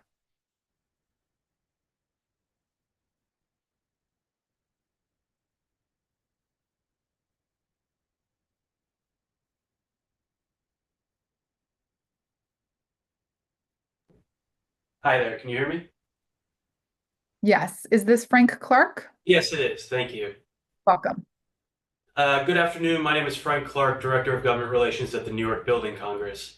The New York Building Congress represents more than 500 organizations and 250,000 skilled tradespeople and professionals dedicated to the growth and prosperity of our city. At the Building Congress, we believe that good jobs build strong communities, and that's what this project delivers. Monitor Point is precisely the kind of project New York needs right now. Once approved, it means the creation of hundreds of good-paying jobs, both during construction and after it's done. This project fixes a major problem in Greenpoint by repurposing a non-conforming warehouse owned by the MTA that blocks the waterfront. Monitor Point moves that facility to where it belongs, to an industrial area, and opens up the waterfront for everyone to enjoy. The project is also opening new homes for New Yorkers searching for a place to live, especially for those residents in need of safe and affordable housing. Monitor Point delivers about 1,100 new apartments, about 300 of which are permanently affordable. That's real progress. The community benefits are a priority for this project and focus on sustainability and resiliency. The project is cleaning up contaminated land, strengthening the shoreline against storms and rising seas, and using renewable energy systems. This is the kind of innovative, forward-thinking development that New Yorkers need and deserve. Monitor Point will be investing $700 million in Greenpoint, creating jobs, housing, and open space. This is a win for the neighborhood and a win for our city. Monitor Point is a terrific example of sustainable development and investment in our communities, and the Building Congress fully supports it. Thank you for your time. Thank you. Thanks for your testimony and for being here today. Our next speaker is Dewey Thompson. We'll promote you to panelist now for you to provide your testimony. Our next speaker then following will be Freddie Mendez, Patterson Beckwith, and Katie Horowitz. Dewey Thompson, you're our next speaker.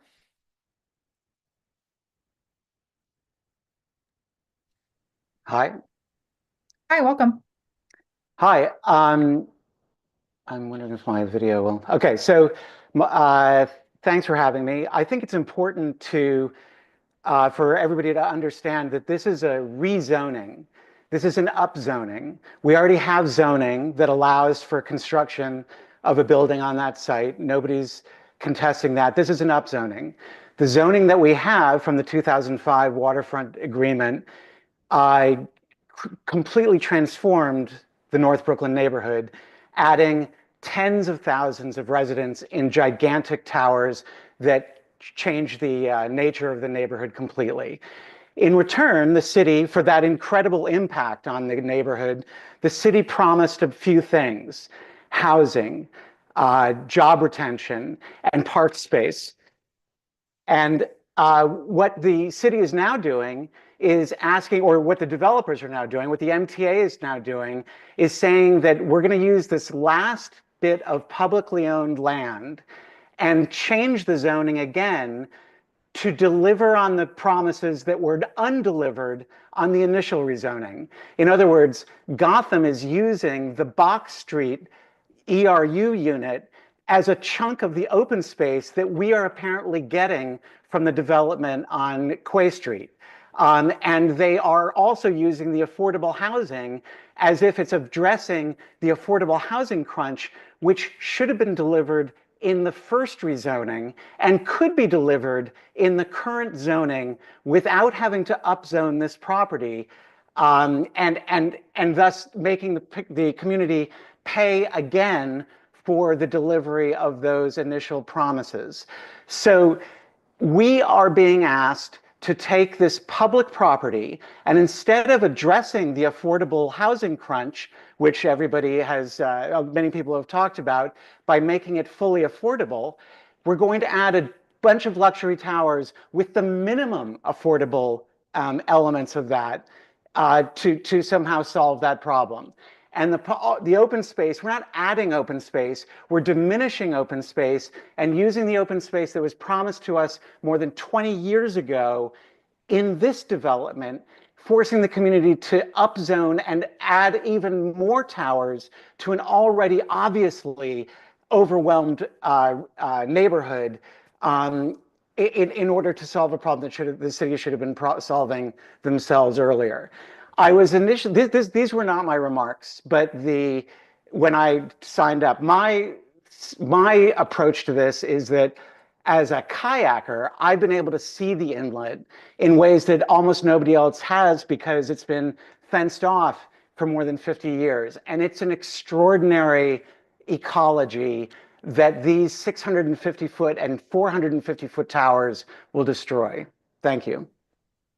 Thank you. Thanks for your testimony. And of course, if you do have additional thoughts that you'd like to share. We accept all written testimony through May 2nd at 5 p.m. So that's to everyone. We'll accept written testimony through that comment period end. Thank you very much for your testimony. We will move to our next speaker, Freddie Mendez. Freddie has indicated that they'll be using a translator. So if we can go to our next slide to the 5-minute translation for live translation, and if we can promote Freddie to hear from them. Our next few speakers are Patterson Beckwith, Katie Denny Horowitz, and Turlo McConnell.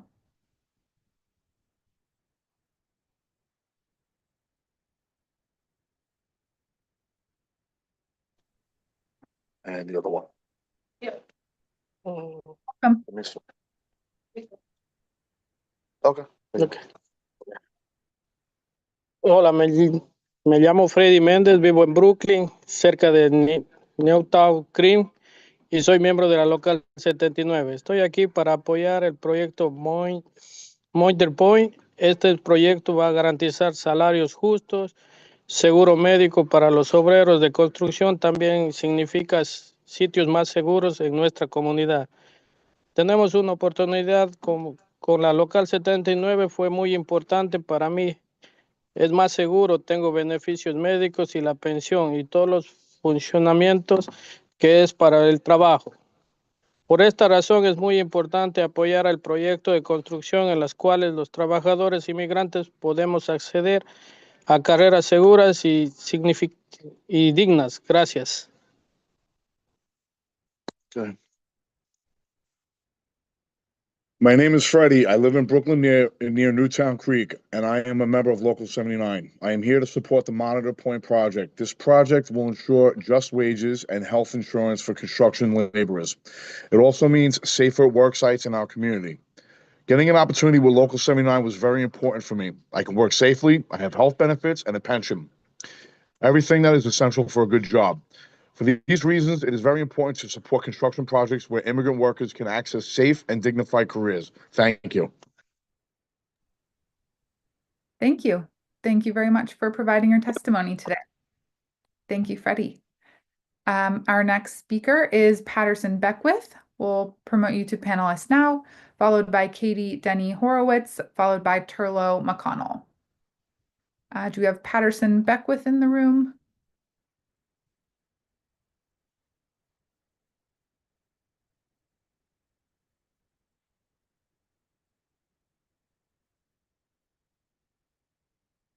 Okay, we are not seeing Patterson. Patterson, if you are watching via YouTube, please join the Zoom now, and we will come back to you if you're able to join. We'll go to our next speaker, Katie Denny Horowitz, followed by Turlo McConnell, followed by Zachary Thomas. Katie, we will promote you to panelist now for you to provide your testimony. Patterson Beckwith, we will come back to you if you are able to join. Thank you. Stephanie, can you hear me? Yes, welcome. Great, thank you. Good afternoon, and I'm surprised I'm the first to say this. Happy Earth Day to everyone. My name is Katie Denny Horowitz. I'm the Executive Director of the North Brooklyn Parks Alliance. We're a nonprofit parks conservancy founded in 2003. We provide ongoing horticultural maintenance to Bushwick Inlet Park in collaboration with the Parks Department. I'm also the co-chair of the Parks and Waterfront Committee for Community Board 1 and a Greenpoint resident for more than 20 years, specifically a longtime resident of West Street. So I do appreciate the proposal to connect Greenpoint to the future Bushwick Inlet Park and advance our community's waterfront master plan, which was developed more than 10 years ago, envisioning a continuous greenway along the waterfront from the Williamsburg Bridge to the Pulaski. I also appreciate Scape's presentation. I always value their expertise as one of the city's top waterfront landscape designers. But my comments today are really about the maintenance needs of the existing and future 27-acre Bushwick Inlet Park.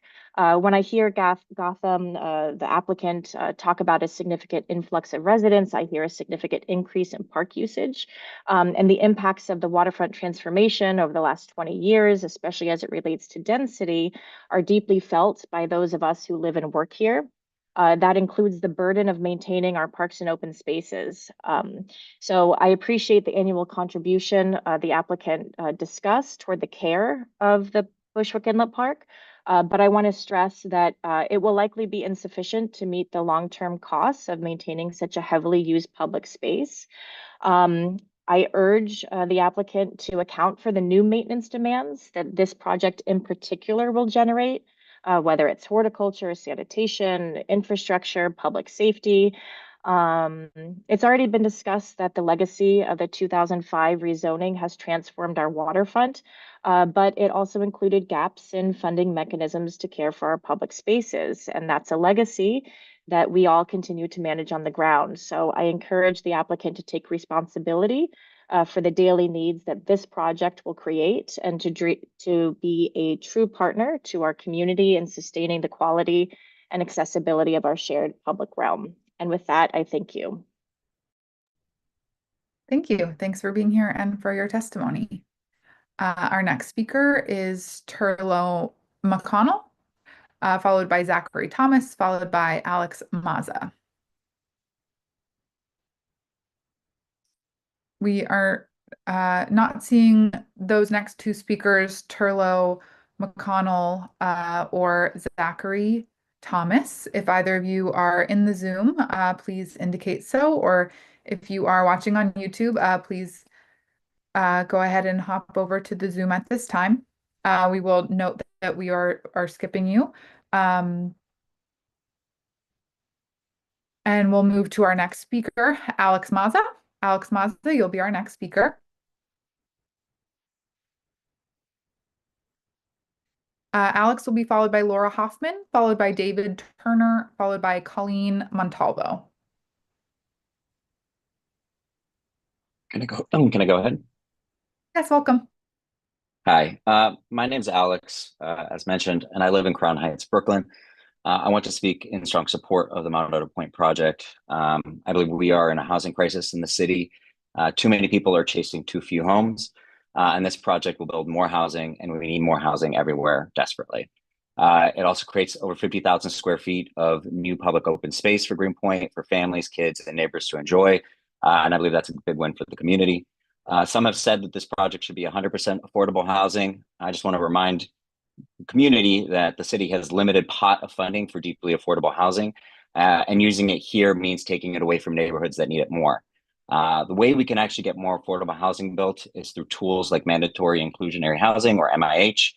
This project uses MIH to deliver a lot of new housing, 25% of which will be permanently affordable.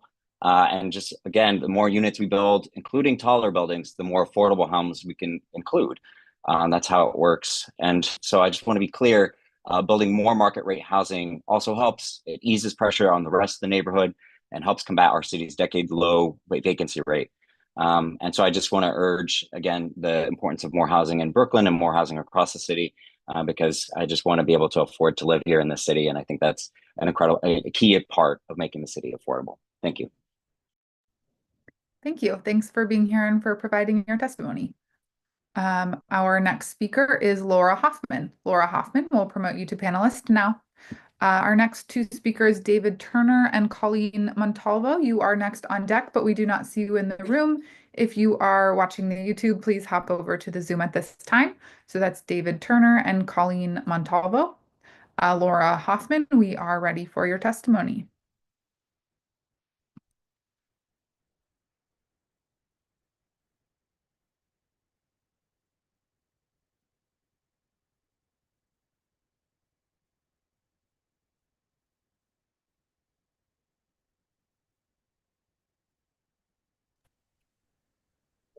Can you hear me?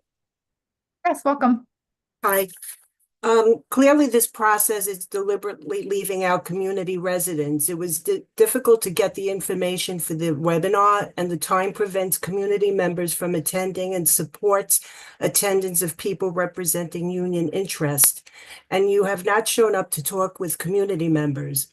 20 years ago, I chaired the Open Space Subcommittee for the Community Board Rezoning Task Force during the 2005 waterfront rezoning.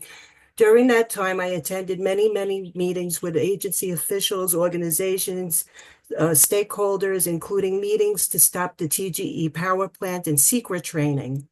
What I learned is that our local government agencies abuse the CEQR process. The process is born of a law meant to protect our environment, but our government agencies cherry-pick the CEQR and behave like a broker for real estate interests. Our community should call on our local elected officials to step up and require our government agencies to use the process in the way it was intended. It is crystal clear that a 60-story tower will induce overuse and harm the Bushwick Inlet and all the surrounding parks that have yet to be completed from the 2005 waterfront rezoning. Even then, the process only allowed for a fraction of the park space that the CEQR actually calls for. The DCP made community members believe that they had to make a choice between parks and housing, and that was far from the truth. And even now, city agencies are allowing the MTA to hold Box Street Park hostage as part of this process. Deceitful language is being used to make residents believe you're offering new parkland rather than what was already promised during previous zoning negotiations. Adding a 60-story tower will further exacerbate open space issues and directly cause further health impacts. In addition, it will have an even greater impact on the inlet water and urban habitat it provides. The situation will become even more dire than what the 2005 rezoning allowed. Most of what is described in the project benefits are elements that were promised and not received from 2005 rezoning. The reason the 197A process was even started was to protect community residents from further environmental harm. Instead, ever-evolving rezoning process resulted in replacing residents and sweeping out medical health histories from the community. It caused even more stress on parkland and failed to provide true environmental relief. And supporting infrastructure such as hospitals and other emergency services have also been ignored. I'm totally against this plan and will be adding written comments. My parents supported the Monitor Museum, as do I. My father served in the honor guard for the museum. However, I do not support this plan as is at the cost of a 60-story tower. Thank you. Thank you. Thanks very much for your testimony and for making time out of your day to be here. Thank you. Our next speakers are David Turner and Colleen Montalvo, which, as mentioned, we do not see in the room. David Turner, Colleen Montalvo. We will note that we are skipping you, and we'll come back if you're able to join the Zoom. Our next speaker is Albin Henneberger, followed by Catherine Thompson, followed by Rhea Ghosh. Albin Henneberger, you are our next speaker.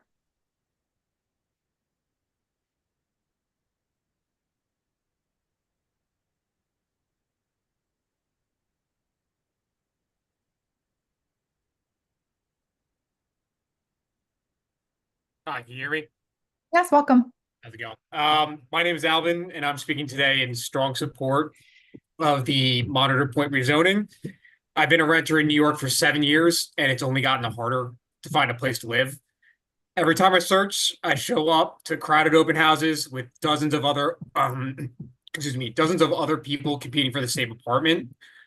I want to start a family soon. I'm getting married next year, and I'm genuinely worried that I'll be forced to leave the city that I love and have lived in for almost a decade because there just isn't enough housing options that we can afford.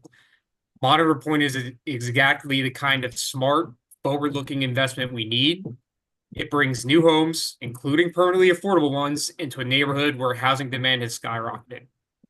Projects like this are essential if we want to keep New York growing, welcoming, and livable. Additionally, I'd like to remind, if we don't build enough housing, people will continue to leave, and we're already at risk of losing more congressional representation in 2030 during the next census because of population decline. Let's not wait to fix the problem. Let's build a city where people can stay. Thank you for the opportunity to testify. Thank you. Thanks for your testimony and for being here today. Our next speaker is Catherine Thompson. We'll promote you to panelist now. Our next few speakers are Rhea Ghosh, Stu Sherman, and Corey Canton. Catherine Thompson will go ahead and promote you at this time.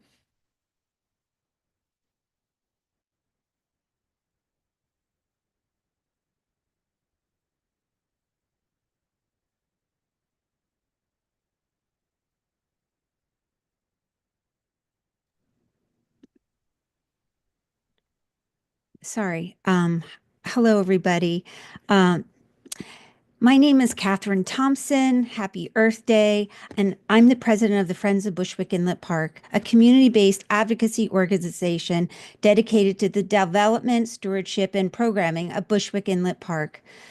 I want to respond to a few of the items. Open space. We think that the with action scenario will have a significant negative effect on the design and user experience in Bushwick Inlet Park, a park we've been fighting for, the community has been fighting for decades. 3 large-scale towers emerging from the edge of the inlet section of the park will take the sliver of Bushwick Inlet Park and turn it into the front yard of Monitor Point, a private, mostly luxury development, probably with rents around $9,000 a month. As public parks are known as the great equalizers, development of this enormous scale next to a park should not diminish this value with its presence. Brooklyn CB1 open space ratio is only 0.6 acres per 1,000 people, well below the city average of 1.8.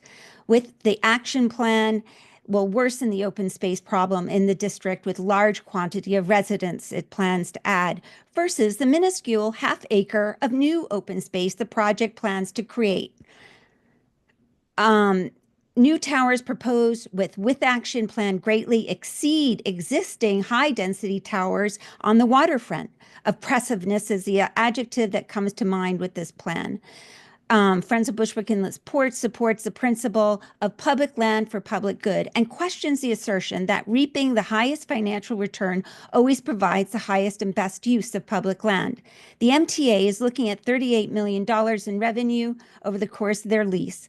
The Gotham organization with action stands to make hundreds of millions of dollars. This is an unbalanced land grab.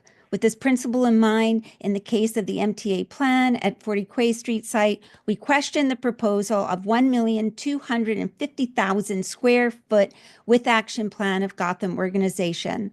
As embraced in our organization's mission, we believe that this public space rises to the stature of public land for public good in the form of expanding Bushwick Inlet Park to protect the natural ecosystem of the Bushwick Inlet itself and provide access to Greenpoint.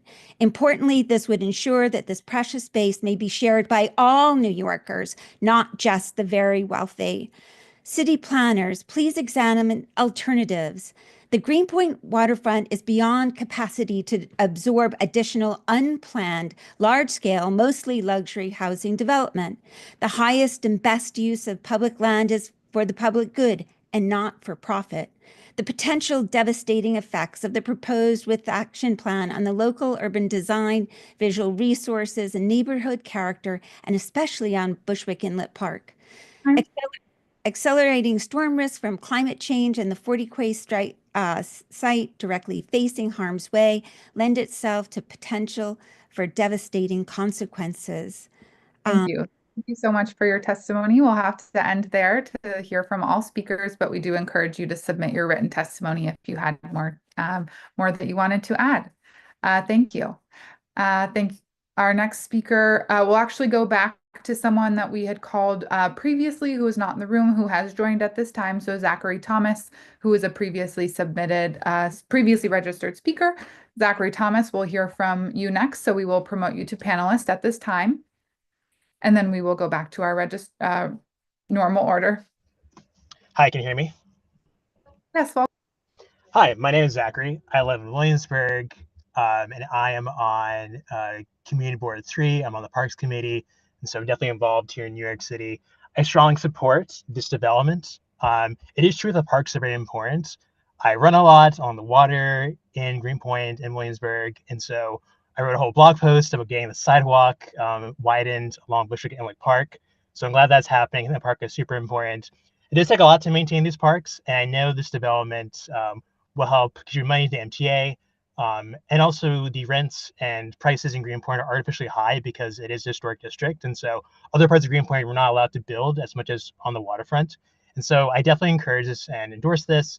I'm someone who rents in New York City, and we definitely need all housing we can get. And as someone who serves on community board, I support this and hope that I can help contribute to the MTA, contribute to the Greenpoint community. So I hope this happens, and that we can also provide the proper resources for the parks that already exist, including Bushwick Inlet Park and other future developments.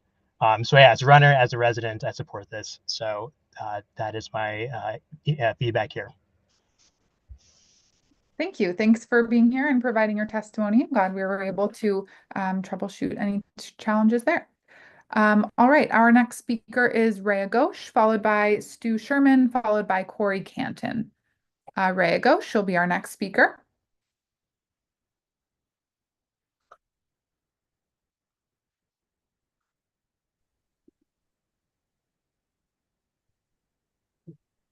Hello. Hi, welcome. Thank you. Hi, good afternoon, commissioners and fellow borough neighbors. My name is Rhea Ghosh. I'm a working professional and an executive in the music industry. I used to live in Greenpoint from 2020 to 2024 and called two separate waterfront high rises my home at that time. Greenpoint quickly became one of my favorite places. I've lived in my near decade in NYC. I fell in love with its real sense of community, its culture, its creative spirit, and let's be real, one of the best food scenes in all five boroughs.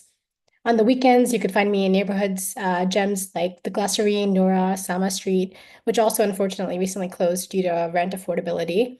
And I loved easily commuting into Manhattan with my dog, the India Street Ferry, and connecting with other pet owners at the Greenpoint Beer and Ale Co. It was a place that made me feel grounded, and it was a place that made me feel proud to host my parents when they'd visit from New Orleans. But when my personal circumstances shifted and I was no longer splitting rent with a partner, I found that even as a successful full-time executive with a steady career, I could not afford to stay in this neighborhood. Also, particularly as a single woman and dog parent. And this was without compromising any of the basic amenities that would make a place feel like home. So that's why I'm here today to voice my support for this project. Adding more affordable housing in Greenpoint isn't just about the numbers, it's really about the access. It's about keeping the neighborhood open to a diverse mix of people, not just those with generational wealth or tech salaries. Greenpoint's energy really comes from the fact that it's historically welcomed immigrants, artists, creatives, and working families who contribute to the neighborhood's identity. This isn't political, it's personal, because when people with strong careers and steady jobs can't even afford to live in a neighborhood like this, we have to ask, who's this neighborhood even really for? So to those that are hesitant or opposed to even this development, I want to acknowledge your concerns, but also offer this. Whether it's now or years from now, this area will definitely be developed. And the real question is how and by whom. And so I believe it's in our collective best interest to move forward with a team that's has the community's best interests in mind and is prioritizing affordability, green space, and public access over just pure profit. Affordable housing ensures that this neighborhood stays dynamic and equitable for all. And we have the opportunity now to do it so with better housing, green space, access to MTA. As we move forward, I would like to urge the city to do so with care, ensuring that the development project and the environment is thoughtfully designed to consider the safety of local wildlife, including the birds. And the last thing I want to say is that Greenpoint is a gem, and more people, especially those who need housing options, deserve the chance to call it home. Thank you. Thank you. Thanks for being here and for providing your testimony today. Our next speaker is Stu Sherman, followed by Corey Canton, followed by Daniel Hernandez. Stu Sherman, we do not see this speaker in the Zoom. If you're here, please indicate. Otherwise, we will note that we're skipping you and move to our next speaker. So that was Stu Sherman. We will move to our next speaker of Corey Canton. Corey Canton, you'll be our next speaker. We'll promote you to panelist now to provide your testimony. The next handful of speakers do not appear in the room as well, so I'm going to call their names. So if you're in YouTube, please join via the link that was emailed to you. Daniel Hernandez, Miriam Harris, Caroline Maffa, Kim Frazier, Jose Cruz, and then Kate York is our next present speaker. Corey Canton, you'll be our next, and then we will go to the rest of the queue. Corey? Thank you, Stephanie. Hey, everyone. My name is Corey Canton, and I am a member of the CB1 Land Use Committee. I care about affordable and sustainable communities. In fact, I worked on the document that the applicant referenced about affordable housing. I'm also a local real estate agent. I'm sitting here in my office now, and I manage over 100 rentals on the waterfront within a half mile of the proposed development site. I think everyone on this call can acknowledge that despite building many, many towers like Monitor Point, the neighborhood has become much less affordable than it was before. I would like the scoping process to analyze what's happening here. Here's a couple stats I found interesting. Before the waterfront towers were built in Greenpoint, the rent for a one-bedroom went up by 25% from 2010 to 2018. Once the towers came in 2018, rents for one bedrooms went up by 78%. So essentially, before the rezoning and they built all the towers, rents went up much less than after they came in. While we don't know yet what the market rent will be at Monitor Point, I think it's safe to use West Wharf as the most similar comparable rental building. Two bedrooms at West Wharf start at $9,000 a month and run to $16,750. In order to qualify for $9,000 a month, you have to make at least $360,000. In order to qualify for $16,750, you need to make at least $670,000. My experience reviewing applications is that these applicants make $500,000 to $1 million. With that in mind, I'd like the committee to study how neighborhood AMI would change and cost of living would change as a result of the shift. I'd also like the committee to study the average increase of rents within a half-mile radius to similar rental towers like One Domino Square, West Wharf, and Williamsburg Wharf, as compared to the average Brooklyn increase. In the affordable housing world, there is a term, naturally occurring affordable housing. These are just regular apartments that are unregulated and affordable. I would like to see a study of how much unregulated apartments in the neighborhood go up as a result of the luxury units. Essentially, we're building affordable units while the luxury units make the naturally occurring affordable units no longer affordable. The mix of affordable housing at 25% means that you're adding a majority of luxury apartments that further exacerbate our housing crisis. Before we sacrifice a gem of a site for the sake of affordability, I would like the committee to study what we all know in our gut, but are somehow misled to believe, that building a luxury playground out of our waterfront is making it more affordable. It is not. It is exactly what it looks like. This is just a massive luxury tower built on the water's edge in a time of global warming on a one-way street full of towers with no added infrastructure on the one piece of green space that our community got as a result of the rezoning. In the real estate world, we use the term highest and best use. In an overburdened community full of similar rental towers, our highest and best use is to give this land to the community. Let public land be used for public park. Thank you. Thank you. Thanks for your testimony and for being here today. All right, our next few speakers, as I mentioned, we do not see in the room. So if you are on YouTube or planning to join, please do so now. This is Daniel Hernandez, Miriam Harris, Caroline Maffa, Kim Frazier, and Jose Cruz. Okay, so we're noting that these handful of speakers are being skipped. If you do join, we will come back to you in the order in which you're registered. So we'll go ahead and move on. But if you do join, rest assured, we will come back to you. So our next speaker is Kate York, who will be followed by Jason Henderson, followed by Maria Ayala. So Kate York, you are our next speaker. Again, any of those missed speakers, please feel free to join and we will come back to you. Kate, we're ready for your testimony.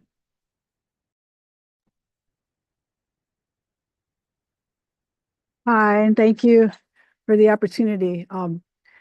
This neighborhood has been my home for most of my life, and that whole time we've been fighting, trying to get out from under being an industrial neighborhood where we were really like the back entrance to Manhattan. If you threw garbage in the trash, it came to our neighborhood. If you flushed something down the toilet, it came to our neighborhood. Away was here, and we had infrastructure in order to process all of this, power plants and everything. We fought for our waterfront, and we were able to achieve some of the dream. We fought hard. We built consensus. We created a remarkable 197.8 plan that was then, squashed, crushed, pinched, stepped on, and lied about over the many years as we've watched this influx, and really the entire kind of economy of New York City turn to real estate and luxury real estate as its motivating, dominating interest. We're used to broken promises. We're used to community benefits promise that didn't appear. We're used to previously promised benefits being claimed by the subsequent petitioners for, more upzoning and rezoning for their benefit. I see Box Street Park, as one of those pawns. We've seen others.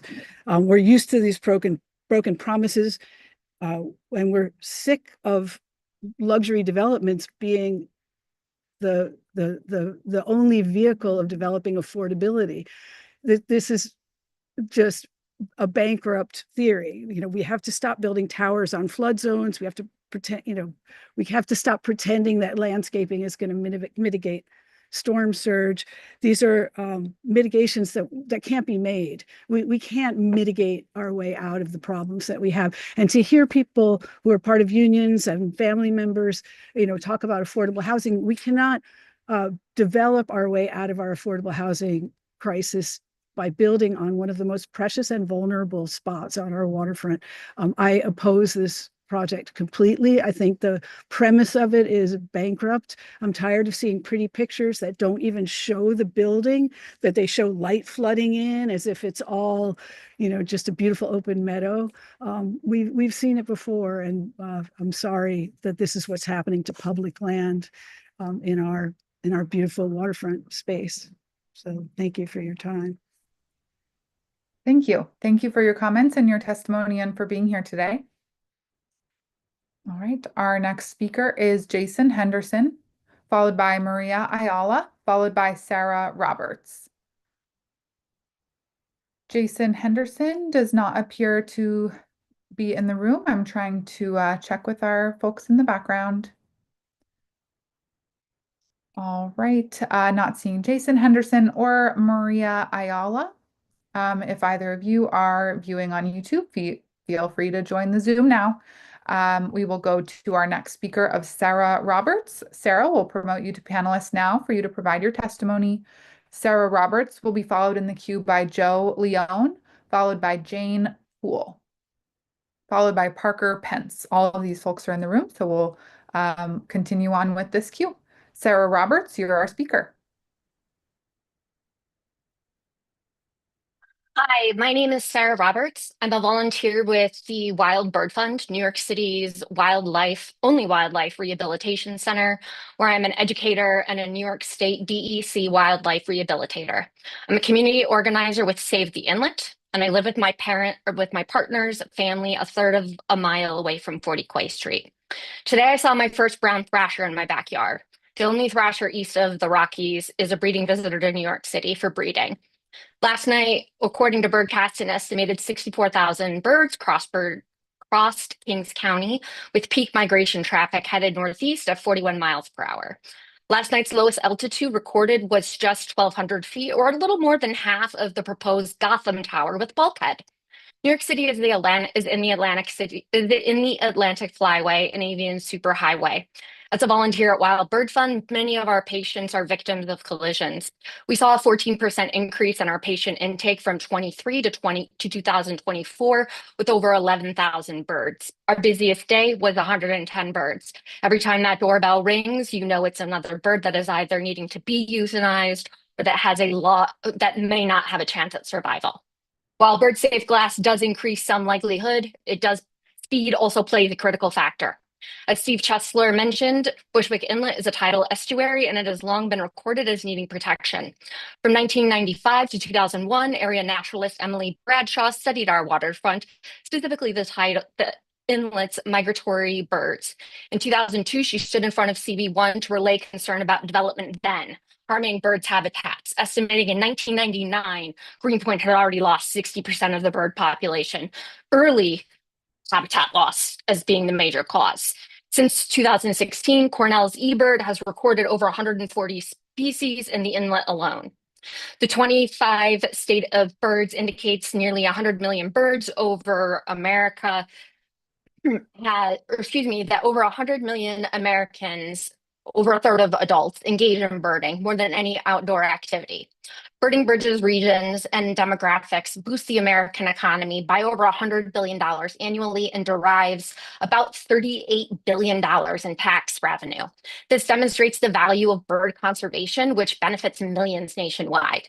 Building this project will negatively impact all wildlife, despite the aforementioned amendments by Gotham.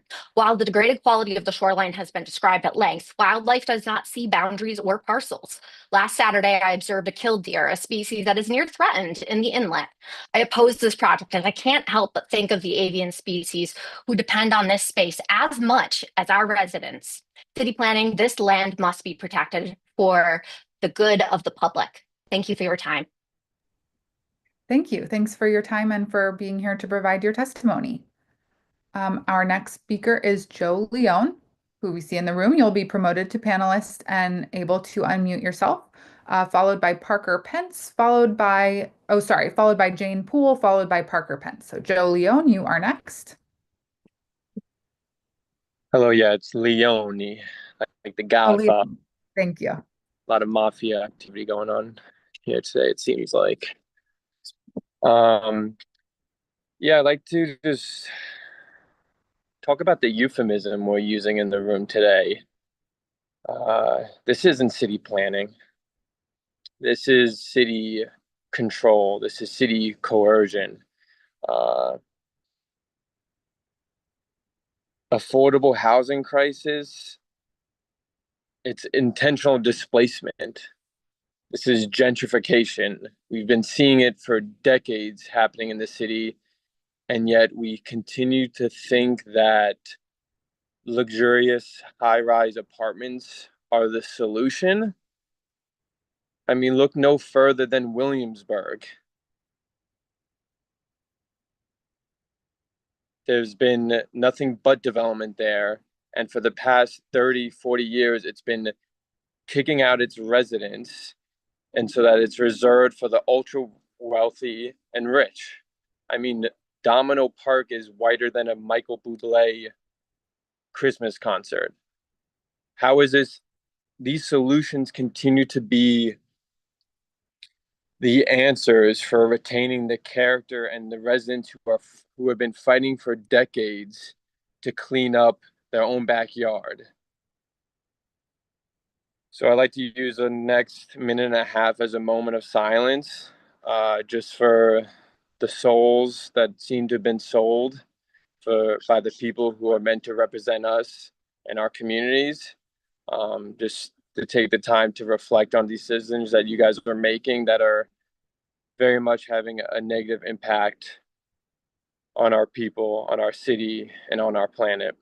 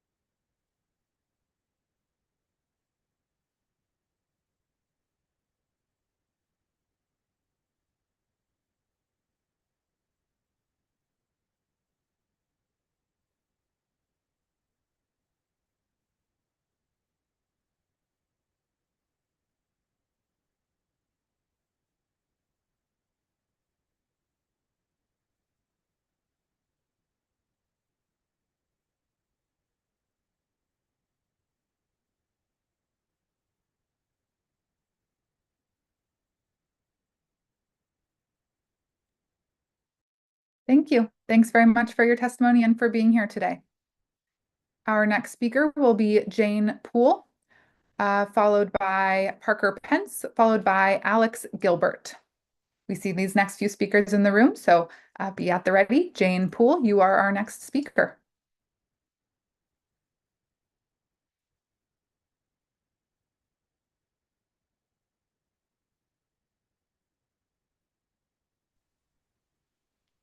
Hi. Am I, is this working? I can, yes, hear and see you. All Welcome. right.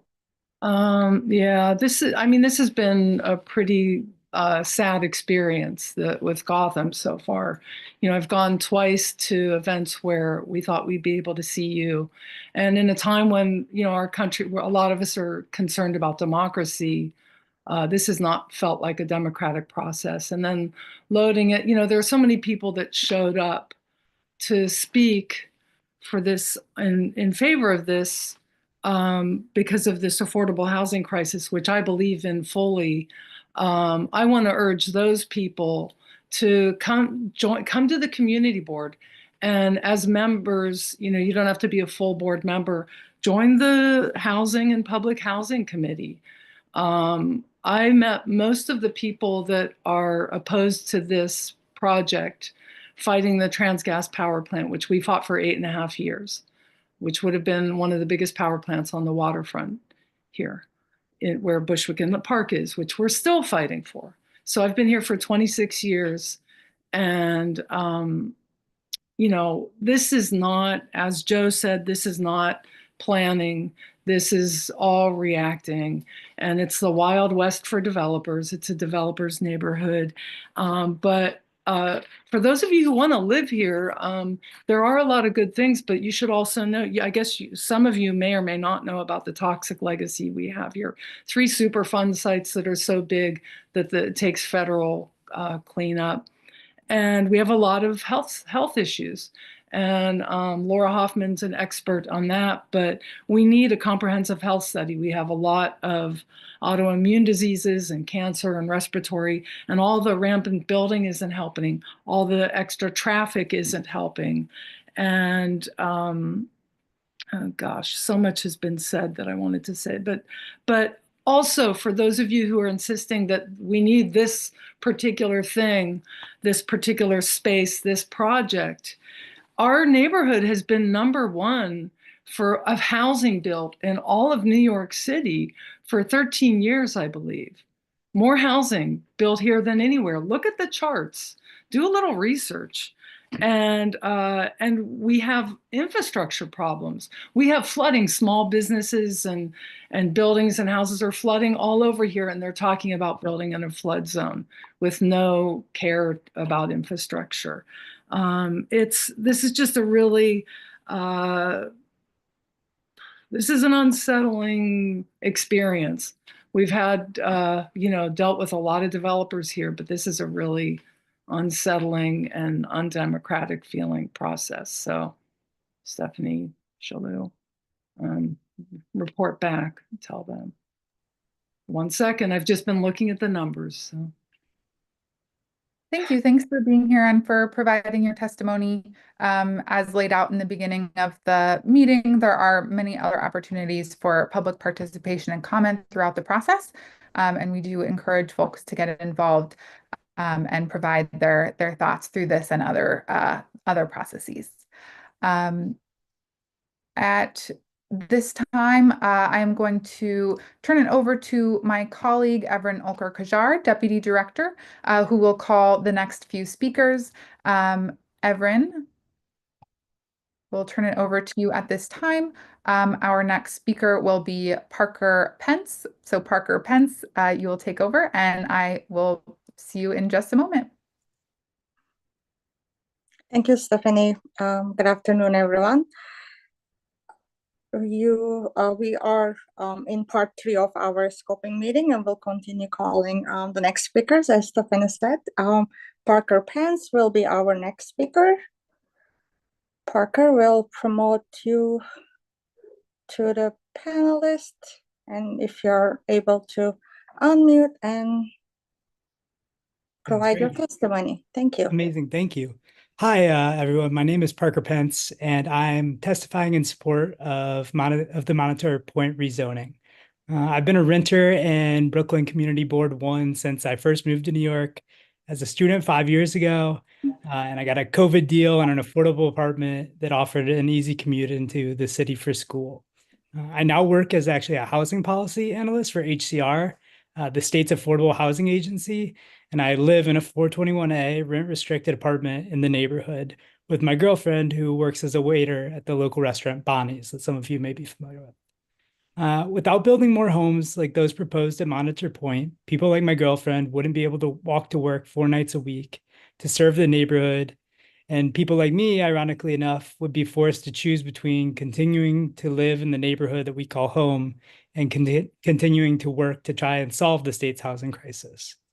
Whenever I see statistics, as was just mentioned, actually, noting how Brooklyn CB1 has led the way in adding housing in the city over the past decade, filled with immense pride that we are doing our part to ensure that the people who help the neighborhood, city, the state function have a place to live. You know, living in New York City, you have the smallest environmental impact of anywhere else in the United States, and making sure people can live here is really important. I hope that we take advantage of this opportunity to continue to build on that legacy of doing our part for the community, that we add to our beautiful park space right now when we have the opportunity to, and ensure that new folks find CB1 as welcoming of a landing spot as I have. Thank you so much. Thank you. Thank you for providing your testimony and being with us today. Our next speaker is Alex Gilbert, followed by William Riga, followed by Keith Berger. Alex Gilbert, will promote you just in just a second. Hello, can you hear me okay? Yes, yes, we can. Great. Hello and happy Earth Day, everybody. My name is Alex Gilbert. I was born and raised in New York City, and I currently live in Community Board 1, just off the Grand Street stop on the L train. I'm here to voice my support for the Monitor Point project. This spot I've passed it, I don't know how many times, and it's a blight on the neighborhood, and I'm glad that we have a proposal that's going to return this portion of the Brooklyn waterfront to the people. Green space and luxury housing are not mutually exclusive. We might get towers here, but we'll also get a park that every New Yorker can use and enjoy. And, you know, I'm glad that we're getting the towers, because where I live near the Graham stop on the L, rich people are buying 2- and 3-story multifamily houses full of relatively affordable apartments and turning them into single-family mansions. Let them live in a luxury tower if they're going to live here anyway. The green space this project will provide can absorb stormwater and limit flooding. The towers will absorb wealthy people and limit the degree to which they can take affordable apartments off the market. We have a housing crisis in the city, not a housing problem, a housing crisis, an emergency. We need to treat it as such. We need to build. I know that Greenpoint has changed a lot in recent years, and I know that's tough for longtime residents. I really do. I grew up in Yorkville and Manhattan. That neighborhood is unrecognizable compared to when I grew up there. But many of these longtime residents are homeowners who are blissfully unaware of the carnage in the rental market, and like the vast majority of New Yorkers, I'm a renter, and strangling the city's growth by stopping new construction is nothing but a transfer of wealth from my pockets to those homeowners. So once again, I just wanted to voice my support for the project, and I wanted to thank you for letting me speak today. Thanks. Thank you for your testimony. My colleagues have told me that William Riga had already provided their testimony. Our next speaker is Keith Berger. We do see 2 registrations. If Keith, you can raise your hand to let us know, we could promote you to the panelist. Great.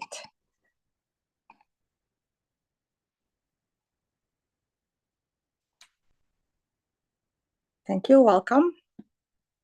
If you can unmute yourself. Okay, just making sure you can hear me. Yes. Okay. Hi, I've been a member of this community for 17 years in CB1. I've been very active in community board committees, including the Land Use Committee and the Parks Committee. I am a member of the North Brooklyn Parks Alliance Board, and I've been on the board of a homeless services organization for nearly 20 years until I recently left. So I think I have a lot of perspective both on the community and the needs of affordable housing within the city. For a variety of factors, just I know there's kind of the NIMBY argument. I'm frankly not even sure I'll be living here by the time anything happens on the site if this is approved. Frankly, the overcrowding and the quality of life issues that have come into play over the last 17 years due to, I think, development without planning is my biggest issue. Somebody previously So we might have touting. lost you. Okay. I frankly don't see any vision with it, and I've yet to see the fruits of something called vision. What I heard today are the same tired talking points and arguments that have gotten made again and again by individual projects that I heard when I was on the land use committee, by those seeking to maximize profits while throwing a few breadcrumbs to the community that very quickly are eaten up and disappear. And frankly, the community is and should be tired of them and shouldn't really fall for them again. They don't work. Many of the people who've spoken here today, I think, have raised some valuable points, but many of them don't even really live in this community. They do not have to deal with the already current overcrowding situation. And frankly, the lack of infrastructure, because the city hadn't demanded true infrastructure changes to meet the demands of the development that's happened over the last 20 years. Truck traffic, it still exists, but frankly, it's mostly from the housing construction at this point that goes on around this community that creates problems, not from the MTA. There's trash everywhere. Traffic that's uncontrollable, sidewalks that don't even allow for people to pass each other on the street easily, insufficient public transportation along the waterfront to get places. Additional open space, it's great. I'm on the North Brooklyn Parks Alliance committee, but for it to be meaningful, it has to be proportionate to the development around it. And the amount of additional open space here doesn't even meet the demands of the additional units added. Anyone who went to Domino this past week on a nice weekend saw how overcrowded that park already is, despite how beautiful it was when it was built. And there's 2 more buildings still going up on that site. I heard from a lot of union members, I'm supportive of more housing. We absolutely need it. We absolutely need jobs. We need to support the construction industry. But what we need to do is actually plan, looking across neighborhoods and communities to see where appropriate development should go, rather than looking at each project one by one as some mutually exclusive black or white thing where if you don't get this, our demands, our needs aren't met. Let City of Housing work. Let's plan across the community. Let's look for areas near transportation hubs where bigger buildings can be built and rezonings could occur to meet that needs, and bring in affordable housing in those areas as well, not continue to dump it all on one small area within the city. Thank you. Thank you very much. Right on time. Right. I'm going to read the names of the next few speakers. Some of these speakers are not in the Zoom, it looks like. Conrad Gartz is the next speaker, followed by Ria Ghosh, who I believe already spoke, followed by Luca Mimica, followed by Gabrielle Doherty, who is in the Zoom. If we can promote Gabrielle to the panelist, we can have their testimony.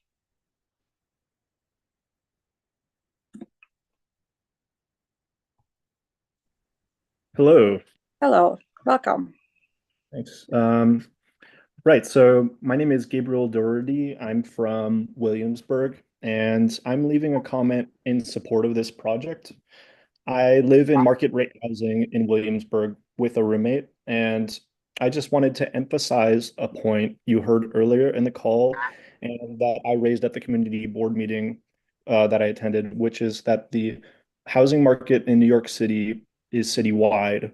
New homes in Greenpoint, affordable and market rate, add to the market available to all New Yorkers.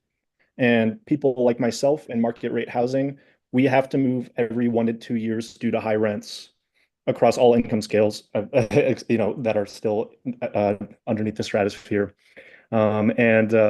Greenpoint has built a tremendous amount of housing, but the city as a whole hasn't. And as a result, we are still in a severe housing shortage. In addition, the area that the site is located in lacks green space. This project presents a unique opportunity to Greenpoint to build much needed housing to help solve our shortage and provide a park where park space is currently scarce. To conclude, I thank you for your time and I encourage this project to be supported in full. Great, thank you. So our next speaker is Homer Murray, followed by Thomas Smolansky, followed by Jeffrey Thomas. I don't think Homer Murray is in the Zoom. Our next speaker is Thomas Smolansky. We'll note the skipped registrants, and if they're returned to the Zoom, we'll call them later. Thomas Smolansky, we are ready for your testimony. If my colleagues can promote him. Hello, can you hear me? Yes, All we right. can. Welcome. Thank you. Thank you for the opportunity to speak today, and thank you, Stephanie and Everin. My name is Thomas Smolensky. I've been a Greenpoint resident since 2007, on this affected side of the neighborhood specifically since 2008. I would like to voice my strong opposition to this project and the rezoning. The Bushwick Inlet Park, as mentioned, was a stipulation of the 2005 rezoning, a promise made by the Bloomberg administration we have yet to see realized. The amount of green space stipulated in the Bushwick Inlet project was based on the needs of our community at that time. Now here we are, 20 years later, still fighting for precious green space in this notoriously polluted area. For those unaware, Greenpoint was the site of the Greenpoint oil spill, an underground oil spill larger than the Exxon Valdez, now with luxury apartments sitting on top of it. And here we are, presented with a project that instead of creating more, would create less green space per capita. And at that, directly interrupting and overlooking the promised parkland we've yet to receive. We've seen a lot of promises of these new towers, stimulating the local economy, community, creating more affordable housing, hinting at the reduction of rent and good paying jobs.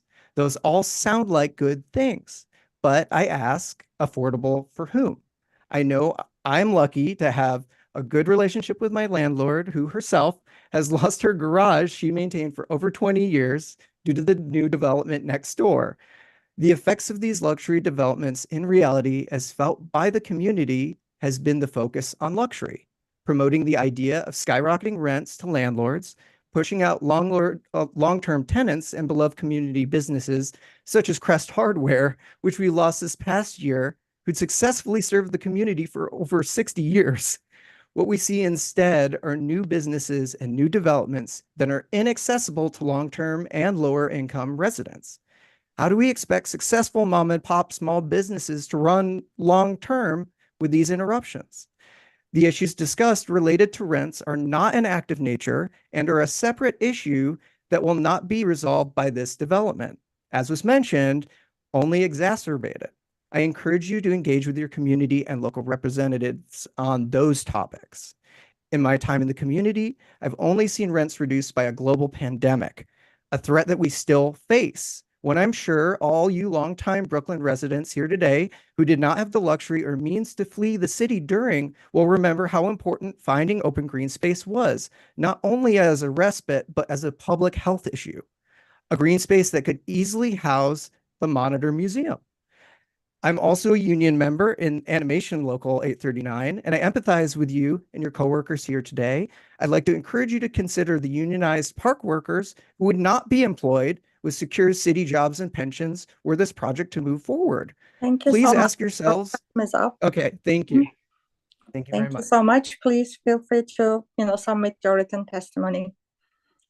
There is more to say. So I turn it back to Stephanie Schiller, the director of EARD. Thank you, Everin. We will continue with our registered speakers. Next speaker we have is Jeffrey Thomas, as Everin mentioned, followed by Brent Bovenzi, followed by Patrick Dacey. Jeffrey Thomas and Brent Bovenzi do not appear to be in the Zoom. If you are not, please join at this time. We'll move to our next speaker of Patrick Dacey, followed by Joan Doherty, followed by Darren Lippman. Patrick Dacey will promote you now for you to provide your testimony.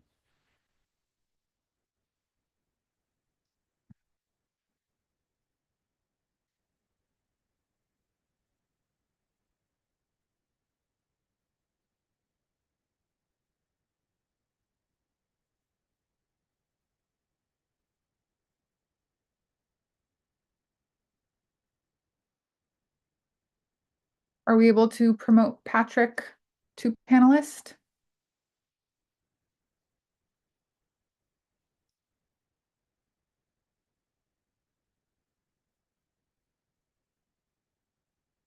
All right, we may be having some technical difficulties promoting Patrick. Patrick, if you're able to reach out to let us know if you plan to testify, please do so. We'll move on to our next speaker, Joan Doherty. We also do not see this speaker in the room. If you are here, please indicate so. If you're joining via phone, you can go ahead and press *9 to unmute yourself or raise your hand. Okay, we'll go to our next speaker of Darren Littman, followed by Maria Robles Ponce, followed by Jamie Hook. So Darren Littman, you are our next speaker in the room. We will promote you to panelist and for you to provide your testimony.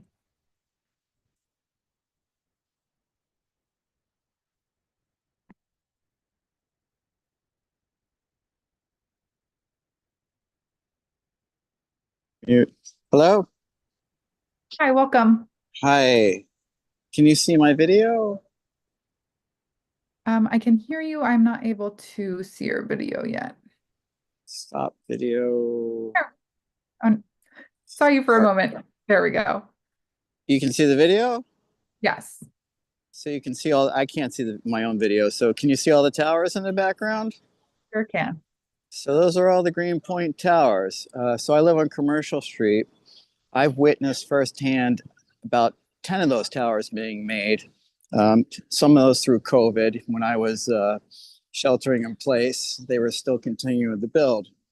For the union people out there, I want to let you know that when I was, trucks of non-union workers pulled up every day. They were trucked in from New Jersey.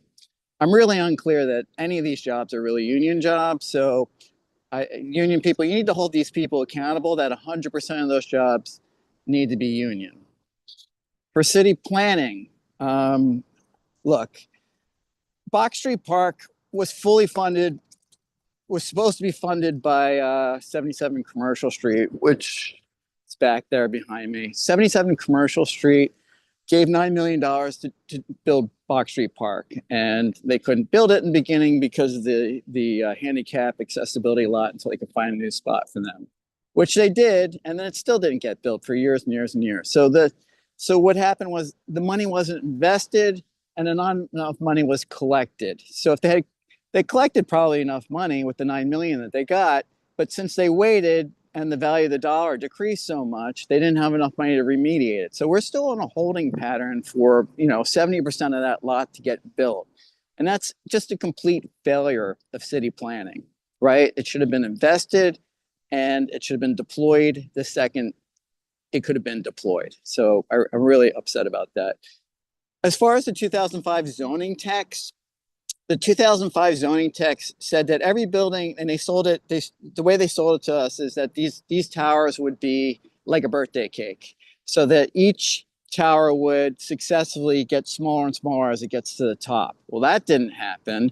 And look, the reason they sold it to us that way so we could see the blue sky, right? You can see how little of blue sky we can see. Basically, they're just creating a curtain of towers around all of Greenpoint.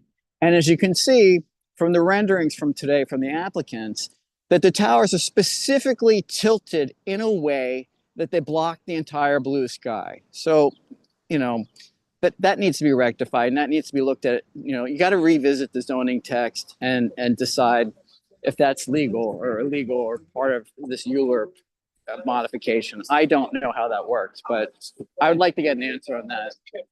I'm trying to think if there's anything else I wanted to say. I think that's it. I'm going to yield back my time. Thanks. Thank you. Thanks for being here and for providing your testimony. We are going to return to a few speakers who have rejoined, who were in the queue. We'll go back to Brent Bavenzi and Patrick Dacey. So Brent, we will promote you to panelist at this time, and you will be able to provide your testimony. Hi, welcome.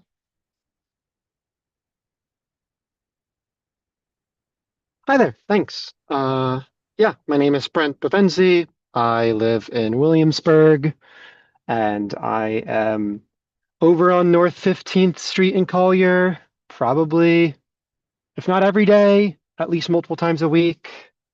I get a lot of the sentiments about people wanting wanting a larger Bushwick Inlet Park. I think it's a natural sentiment, and I get that part. And but I also think there's a bit of you know, we are in a housing crisis. If you call it a crisis, that means we have to actually act decisively. And this is a lot of housing and actually decent amount of affordable housing that is still less than a 15-minute walk to either the Bedford L or the Nassau Avenue G. It takes less than 30 minutes to get to Union Square.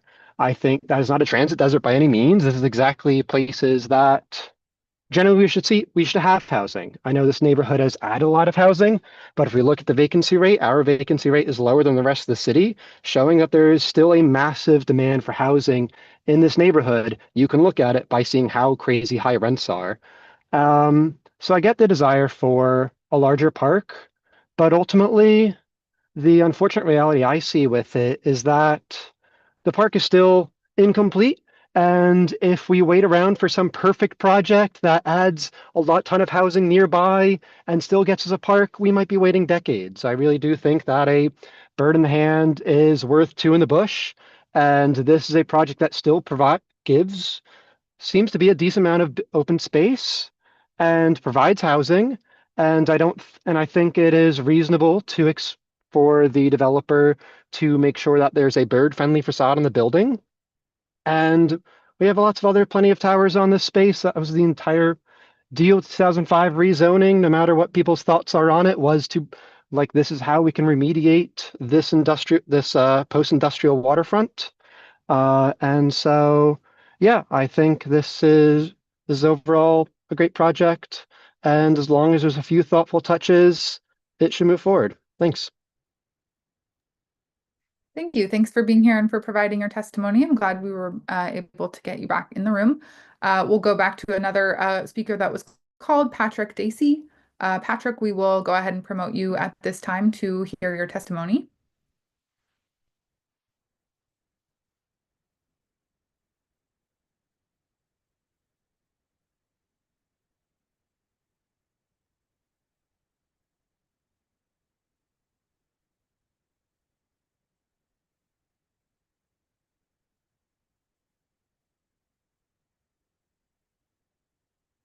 Okay, now you're good. Hello. Hi, welcome. Hey, thank you very much. I'd just like to introduce myself real quick. My name is Patrick Dacey. I'm a Greenpoint resident. I live in Greenpoint. I own a business in Greenpoint. I'd like to reiterate the one of the later statements about how the unions have come through as a hurricane about supporting this project. I don't feel it supports anything in our neighborhood or my business. I've lived in Greenpoint for 17 years. I wasn't born here. If I were born here, I'd probably have a third eye because it's all toxic. And I'd like to say that my son was born here. He's 13 years old. And one of our biggest objections to this tower is that we're going to lose a lot of our visibility of the waterfront and the sun, and these towers aren't doing anything. And as a business owner, I clearly understand that I don't see any benefit from any of the construction that has been going down in this neighborhood. I've been here since the first tower went up at the end of India Street. My son was 2 years old when that was going up, and we joked about it being the Dark Tower, and it's still the Dark Tower to this day. And that building was supposed to support the restructure of our ferry dock, which they did not. So I just like to make it very clear that I am not in support of this. I live in Greenpoint. My family lives in Greenpoint, and we don't want this to happen. And secondly, there is a lot of support from the unions that want to see jobs, and I want to support them having jobs, but at what cost? Like, why has my neighborhood got to support their cost? You know, at what point do we sacrifice everything to give a union jobs? at this point, we don't see any benefit from this. We've never seen any benefit from any of these developments. We've never seen any of these water parks or these waterfront parks come to development. Everything feels like you're trespassing. Every park you try and walk into, you're trespassing on top of some land. So I am strongly opposed to this project as a Greenpoint resident, as a family, as a business owner in Greenpoint that lives in Greenpoint. This will not support our community whatsoever. The infrastructure that has to go down to tear apart that structure of land is going to affect me completely. Ask any of these people that are talking about this in support of it. Do they even know where Noble Street is? Do they know where fucking Franklin Street is? They don't. I'm sorry, I cussed. I apologize. But like, somebody come forward and talk about our block. That's all I have to say. No. Thank you. Thank you for your testimony and for taking time out of your day to be here. We are going to see if a user in as iPhone is one of our previously called speakers, our previously registered speakers. So if we could unmute that user and check who we have with us.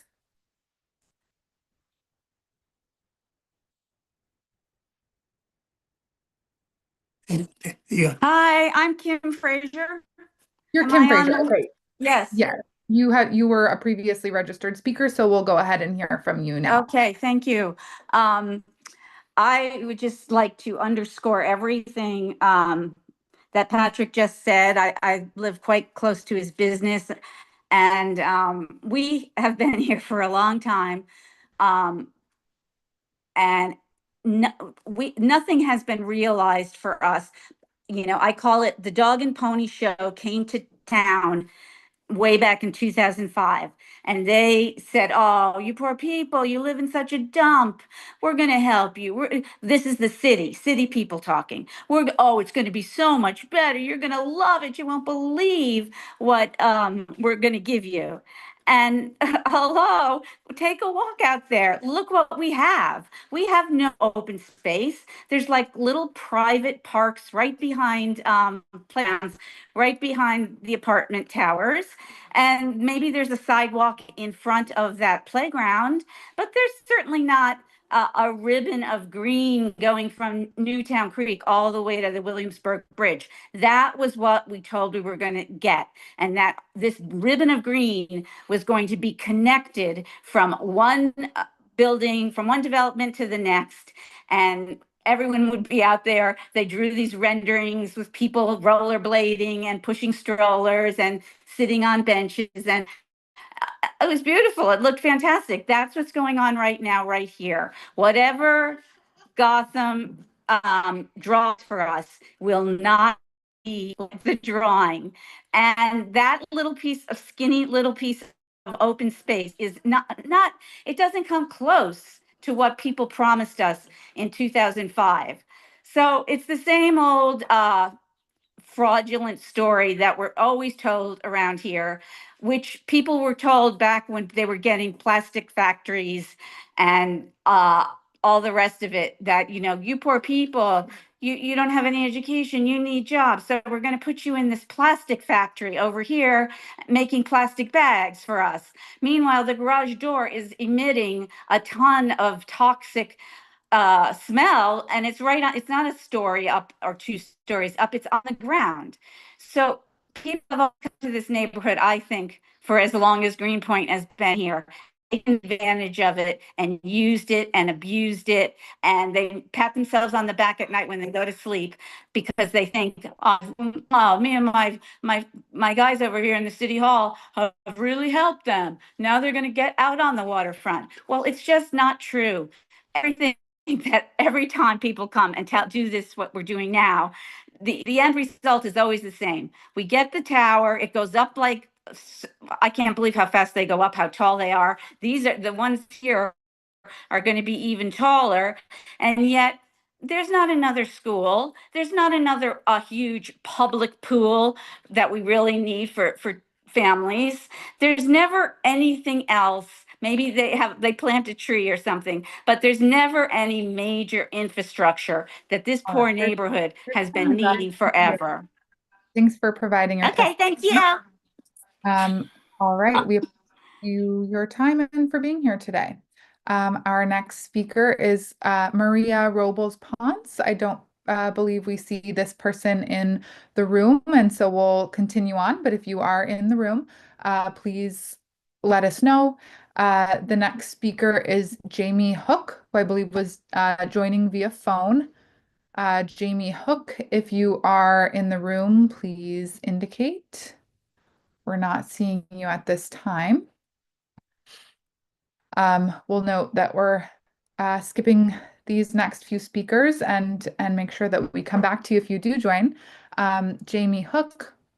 We'll now move to our next speaker, Veronica Zapasnik. Veronica, you'll be our next speaker. We'll unmute you or promote you at this time. The next few speakers are someone registered as no one, followed by Natalie Correa, followed by Emily Bauer. Hi, can you hear me? Yes, welcome. Thank you. My name is Veronica Zapasnik. I'm a resident and community member of Greenpoint and Community Board 1. I strongly oppose the Monitor Point project, having seen firsthand what has happened in the neighborhood for the past decade. I have lived in Greenpoint for almost 10 years, and I have deep roots in the community. I'm a Polish immigrant. I grew up in Queens and spent a lot of time in Greenpoint, which was traditionally a working class immigrant community. And so I've spent 30 years coming to Greenpoint and 10 years living here. This traditional community has now largely been lost due to unaffordability in the neighborhood since the influx of luxury towers the past decade. I definitely agree that there's a housing crisis in New York City, but this is simply the wrong place for more luxury housing towers. North Brooklyn, or CB1, has had the largest amount of housing built by far over the past decade. Our same neighborhood has one of the lowest park space per capita ratios, which this development would further destroy. On the housing front, other Brooklyn neighborhoods have gotten away with contributing no new housing over the past 15 years. For example, between 2010 and 2020, CB1, Greenpoint and Williamsburg added almost 19,000 new housing units, while Community District 18, which incorporates 6 or so other Brooklyn neighborhoods, only added 500 units. It's just shocking. It's striking. By developing over 1,000 luxury units, the project does not solve the New York City housing crisis, but makes it worse by inviting primarily wealthy residents into the community, raising rents throughout the neighborhood and pushing out longtime community residents. Rents have gone up significantly over the neighborhood in recent years after a dozen luxury towers were built. One of the real estate agents spoke earlier. A decade ago, it was possible to get a one-bedroom for $2,200. Now, one-bedrooms are $6,000, triple from a decade ago, completely unaffordable, even for people with college degrees. There's also an open space and parks crisis. The neighborhood has one of the lowest park space per capita ratios. This is public land, and the original vision was to turn this into an extension of Bushwick Inlet Park. This was promised to us residents in the 2005 rezoning. We have currently 30 square feet of public park space per capita, while the New York City average is 80 square feet. So these luxury towers will reduce the amount of open nature and public space in the area. Look what happened on every other section of the waterfront north of this proposed project. The amount of park space per capita did not increase. These extremely tall towers will also destroy the natural ecology of the area. They're significantly taller than any of the other tall buildings recently built. They're going to block light, airflow, and destroy Bushwick Inlet as one of the last remaining areas of nature in the city. I know some of the union members were in support of the project, saying it should not be the case that only luxury tower residents should enjoy the waterfront, but that is exactly what is happening with this project. We are removing public park space and inviting more and more wealthy residents by building these towers. Thank you for your time. Testimony. Thanks for being here and for sharing your testimony. The Next speaker registered as no one appears to be a duplicate of a previously registered speaker, so we will move on. Natalie Correa is our next speaker, joining via phone. If you are dialing in, if we're not able to unmute you, you can dial *6 to unmute yourself.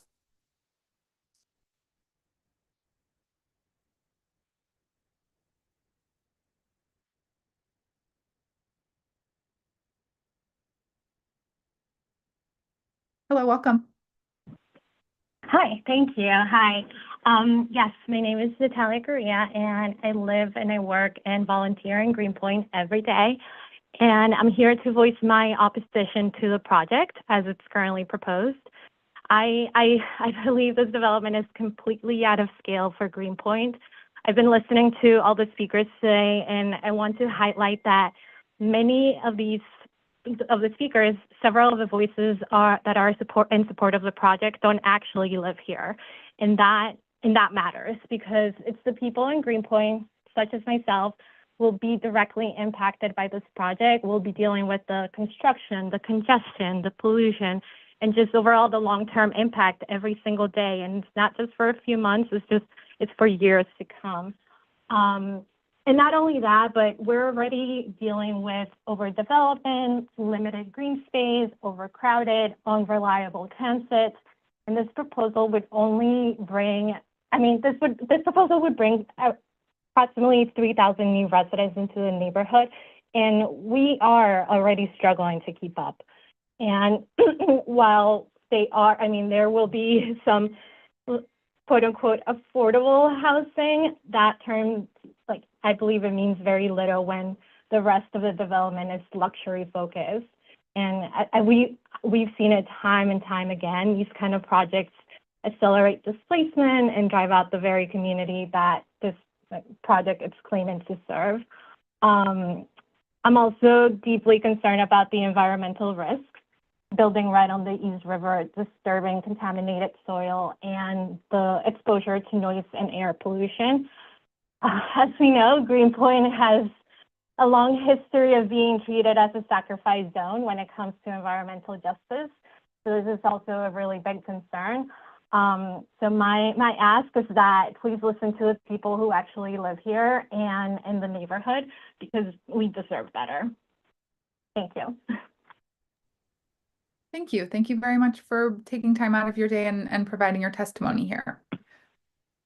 All right. Our next speaker is Emily Bauer, to be followed by Vanessa Rios and Douglas Rojas. Emily Bauer, you are our next speaker.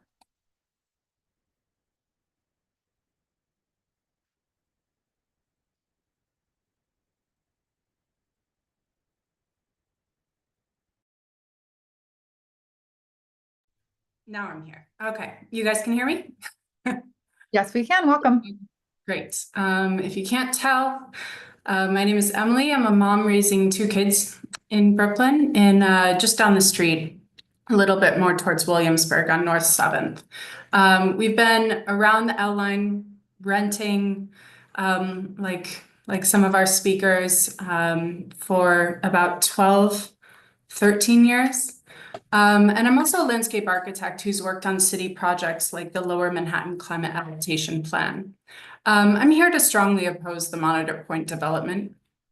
This is public land, and it really belongs to us as residents, as community members, and I really echo the sentiments that this was part of this entire area was part of a master plan that had a certain vision and a ratio of people in a development plan, and it's keeps being pushed out, and this would really exacerbate existing issues that are critical to solve with the old master plan, with the old upzoning.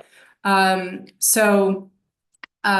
site is owned by the MTA, obviously, and it's a state agency.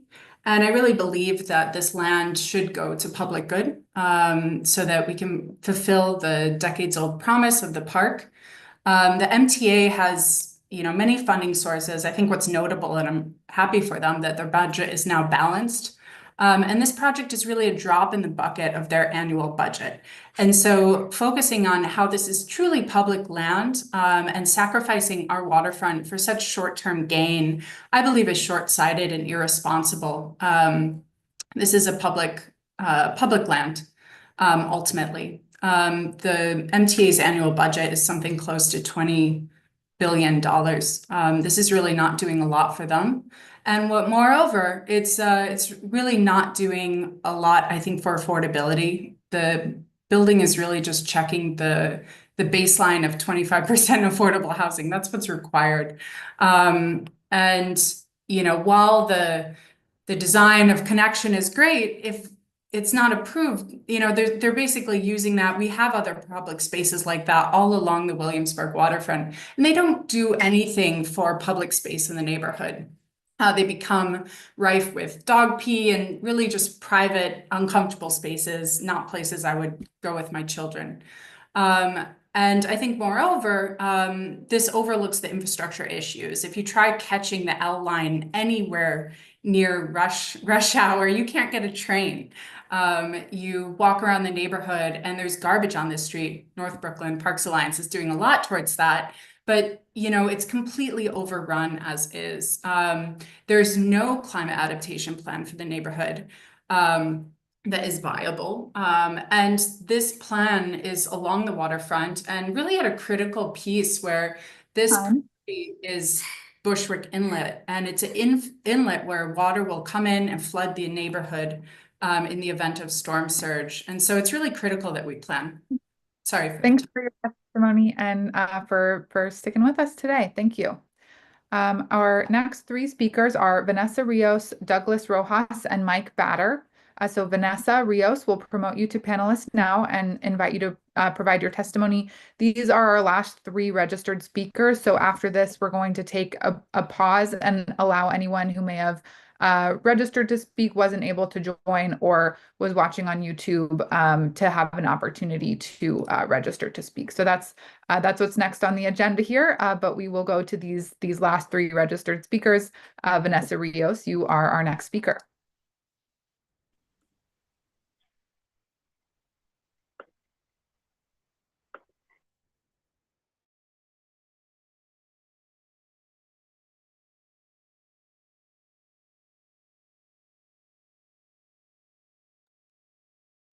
Hello, Vanessa. Are you able to speak? We can see that you're unmuted, but not hearing you yet.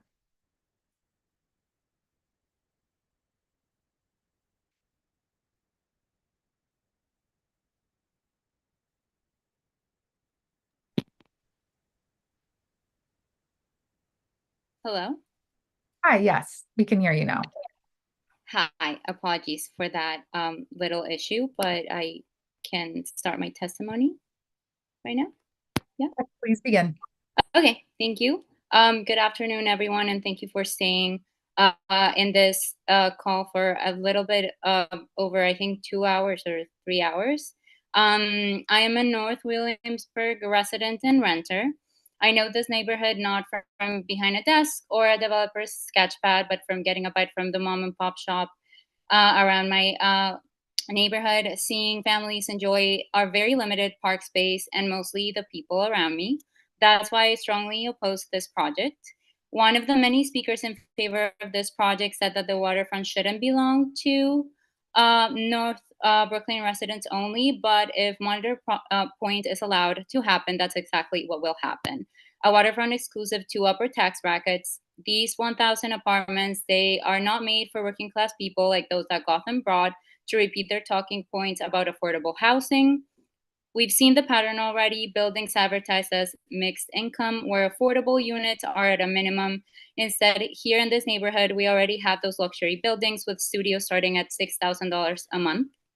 For those defending the promised 15 permanent jobs and job security, this building isn't made for you, unfortunately. And for my fellow renters in this call, rents don't rise magically. They're rising because of landlord greed, rewarding displacing existing renters for new ones that will pay more. As for the commercial space, we already know what that looks like. Earlier this year, I was taken aback when a neighborhood, a North Brooklyn, small business owner of Puerto Rican descent, had to take to TikTok to beg for help as skyrocketing rents sparked by gentrification like this threatened to shut her down. Projects like Monitor Point don't bring in sustainable business. They push out small businesses and invite corporate chains that can afford five-figure rents.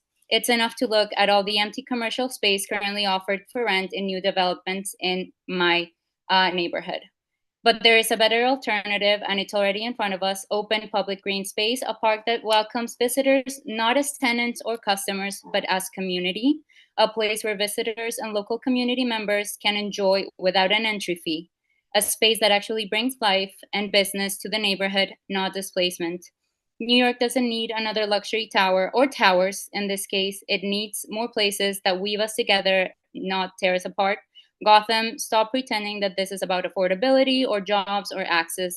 It's about profit. And the city planners, please, I urge you to take action and prioritize the health of this community instead of the profits. Thank you so much, and I yield the rest of my time. Thank you. Thanks very much for providing your testimony and for being here today. At this time, we are joined by a previously registered speaker, Turlo McConnell.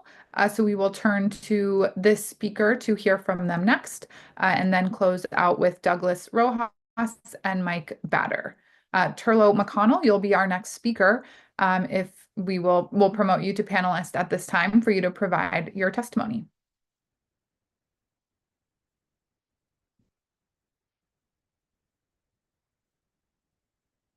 Out with Douglas Rojas and Mike Batter. Turlo McConnell, you'll be our next speaker. If we'll promote you to panelist at this time for you to provide your testimony. Sure. Thank you for having me on. I've been trying for an hour to get in here, but hopefully I've succeeded. Douglas Rojas and Mike Batter. Turlo McConnell, you'll be our next speaker. Okay, we'll promote you to panelist at this time for you to provide your testimony. Sure. Thank you for having me on. I've been trying for an hour to get in here, but hopefully I've succeeded. So that we can without an echo.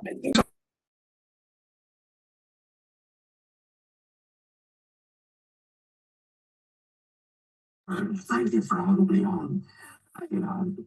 I've been trying for an hour to get in here. Something's wrong. We're going to so that we can without an echo. Yeah, something's wrong. Can you hear me? Have I lost everybody?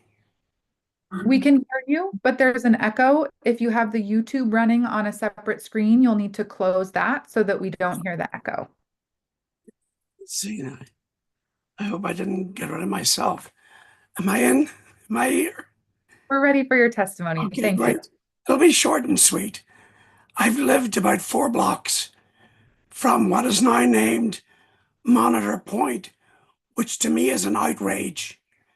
The name that we should be discussing is Bushwick Inlet Park. And it's been amazing to hear so many of the opinions. And, my heart goes out to those people who have to work building buildings, and to people who need affordable housing, which is most of my friends. We can never get it. But my heart goes out to all these people. But the problem for me is that we're looking at this tiny little piece of land that has been promised to us for 20 years, and it's a land grab. They're stealing our little bit of land. Not since the Lenape Indians has there been an outrage like this in our little bit of open space where my children and my grandchildren have never been allowed to play on the waterfront or near it. And here we have a chance to do it. And it's a total outrage that they're usurping everything. They've taken hostage of the Monitor Museum, which we as the public have not really invested or thoughts about it. So it's a kind of ironic in a way that the Monitor, which was the great battleship of the Civil War, is being used in a battle against our little bit of open space. So I completely think that they have to relook at this master plan of what was promised on the waterfront and give us our open space, complete Bushwick in that park, acknowledge it. You know, it's sacred space. And to have these towers go up there, it's like putting towers up in the reservoir at Central Park and saying, oh, well, there's plenty of space around it. They are ruining the beautiful design that we have managed to carve out. So I totally oppose it. Thank you. Thank you. Thanks for your testimony. I'm glad we were able to hear your testimony today and get you in here. Thanks so much for your patience. Our next speaker is Douglas Rojas. We do not see Douglas Rojas in the room, so if you're here, please let us know so that we're able to hear from you. Our next speaker will move on to Mike Batter. Mike Batter will promote you to panelist to hear your testimony.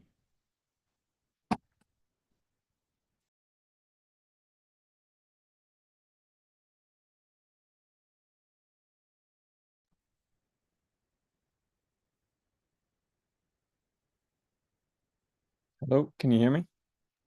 Yes, we can. Welcome. Yes, thank you for having me. Can you see my video? Am I up? Yes, seeing you now. Yes, thank you. I'm here in sunny California. I'm supposed to be on vacation here in Disneyland with my family and kids. Unfortunately, I was to the level of coerced and bribed almost to speak on behalf of the people who truly want this building to happen. I am part of the local union, and I thought I was going to join this call to be a zombie, to be a pawn piece for these monopolies and corporations, to speak that we need these buildings for the community. But after hearing the testimonies of the local community and those who truly need a park here, I've had a massive change of heart.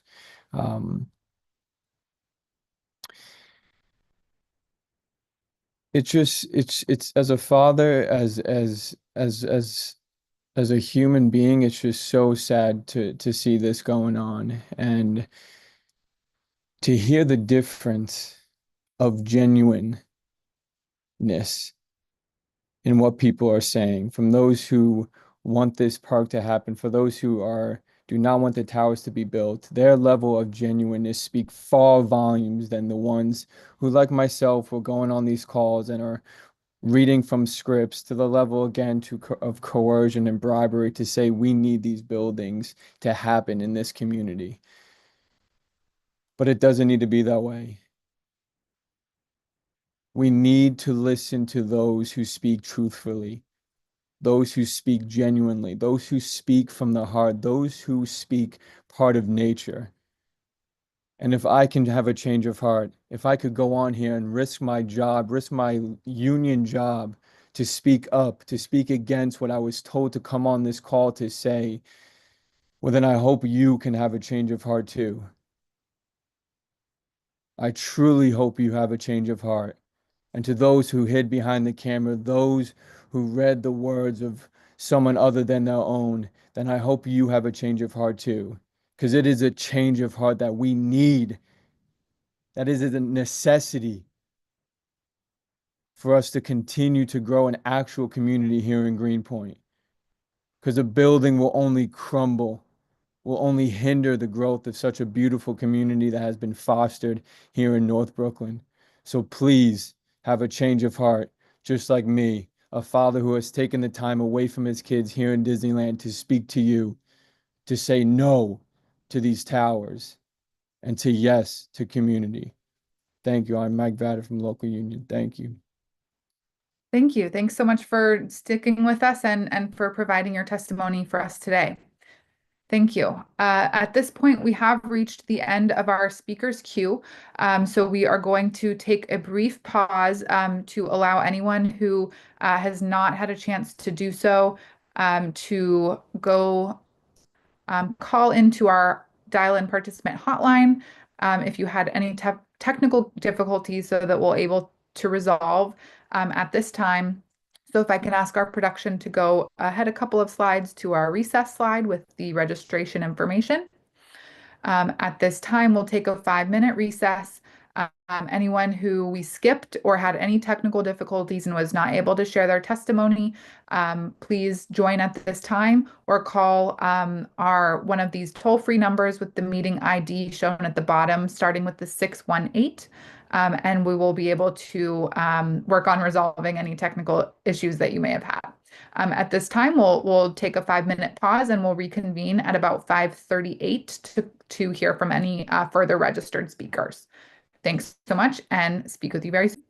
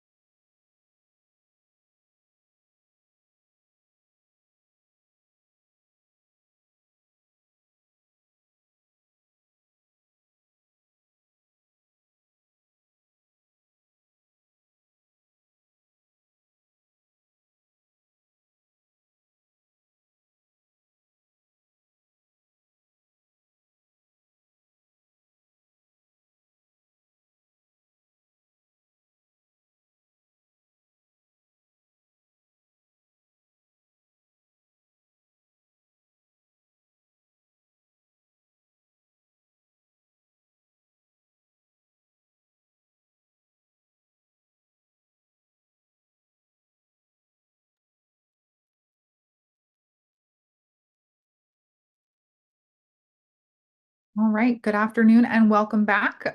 You are still joining us for the remote public scoping meeting for the Monitor Point proposal. For the record, again, the City Environmental Quality Review, or CEQR number, is 25DCP068K. My name is Stephanie Shalhoub, Director of the Environmental Assessment and Review Division at the New York City Department of City Planning. We are currently on part 3 of the public scoping meeting, where members of the public are invited to provide their testimony for up to 3 minutes. At this time, we were on a brief recess to allow anyone who had any technical difficulties participating in today's meeting to have a chance to resolve those. We're not joined by any of our skipped speakers, so we will move to close the meeting. If no one else in the meeting at this time wishes to speak, we will go ahead to close the meeting. Can I go to our next slide?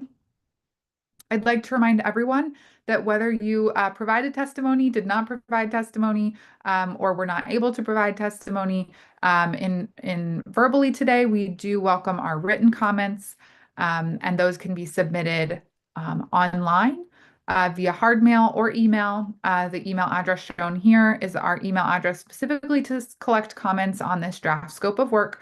So that's 25DCP068K_DL@planning.nyc.gov. Or if you prefer to hard mail them to us, you can send that our way at the New York City Department of City Planning, Environmental Assessment and Review Division. Attention, Stephanie Shalhoub, 120 Broadway, 31st floor, New York, New York, 10271. As I mentioned, these written comments receive the same time and attention that we provide to those provided live at this meeting today. And the deadline for all comments is Friday, May 2nd, 2025 at 5 p.m. So please submit your written comments regardless of how you participated today. And we do really appreciate everyone taking their time out of their day to be here with us and provide their important and thoughtful input on this process. The time is now 5:41 p.m. and this public scoping meeting is now closed. Thank you, everyone, and have a good evening.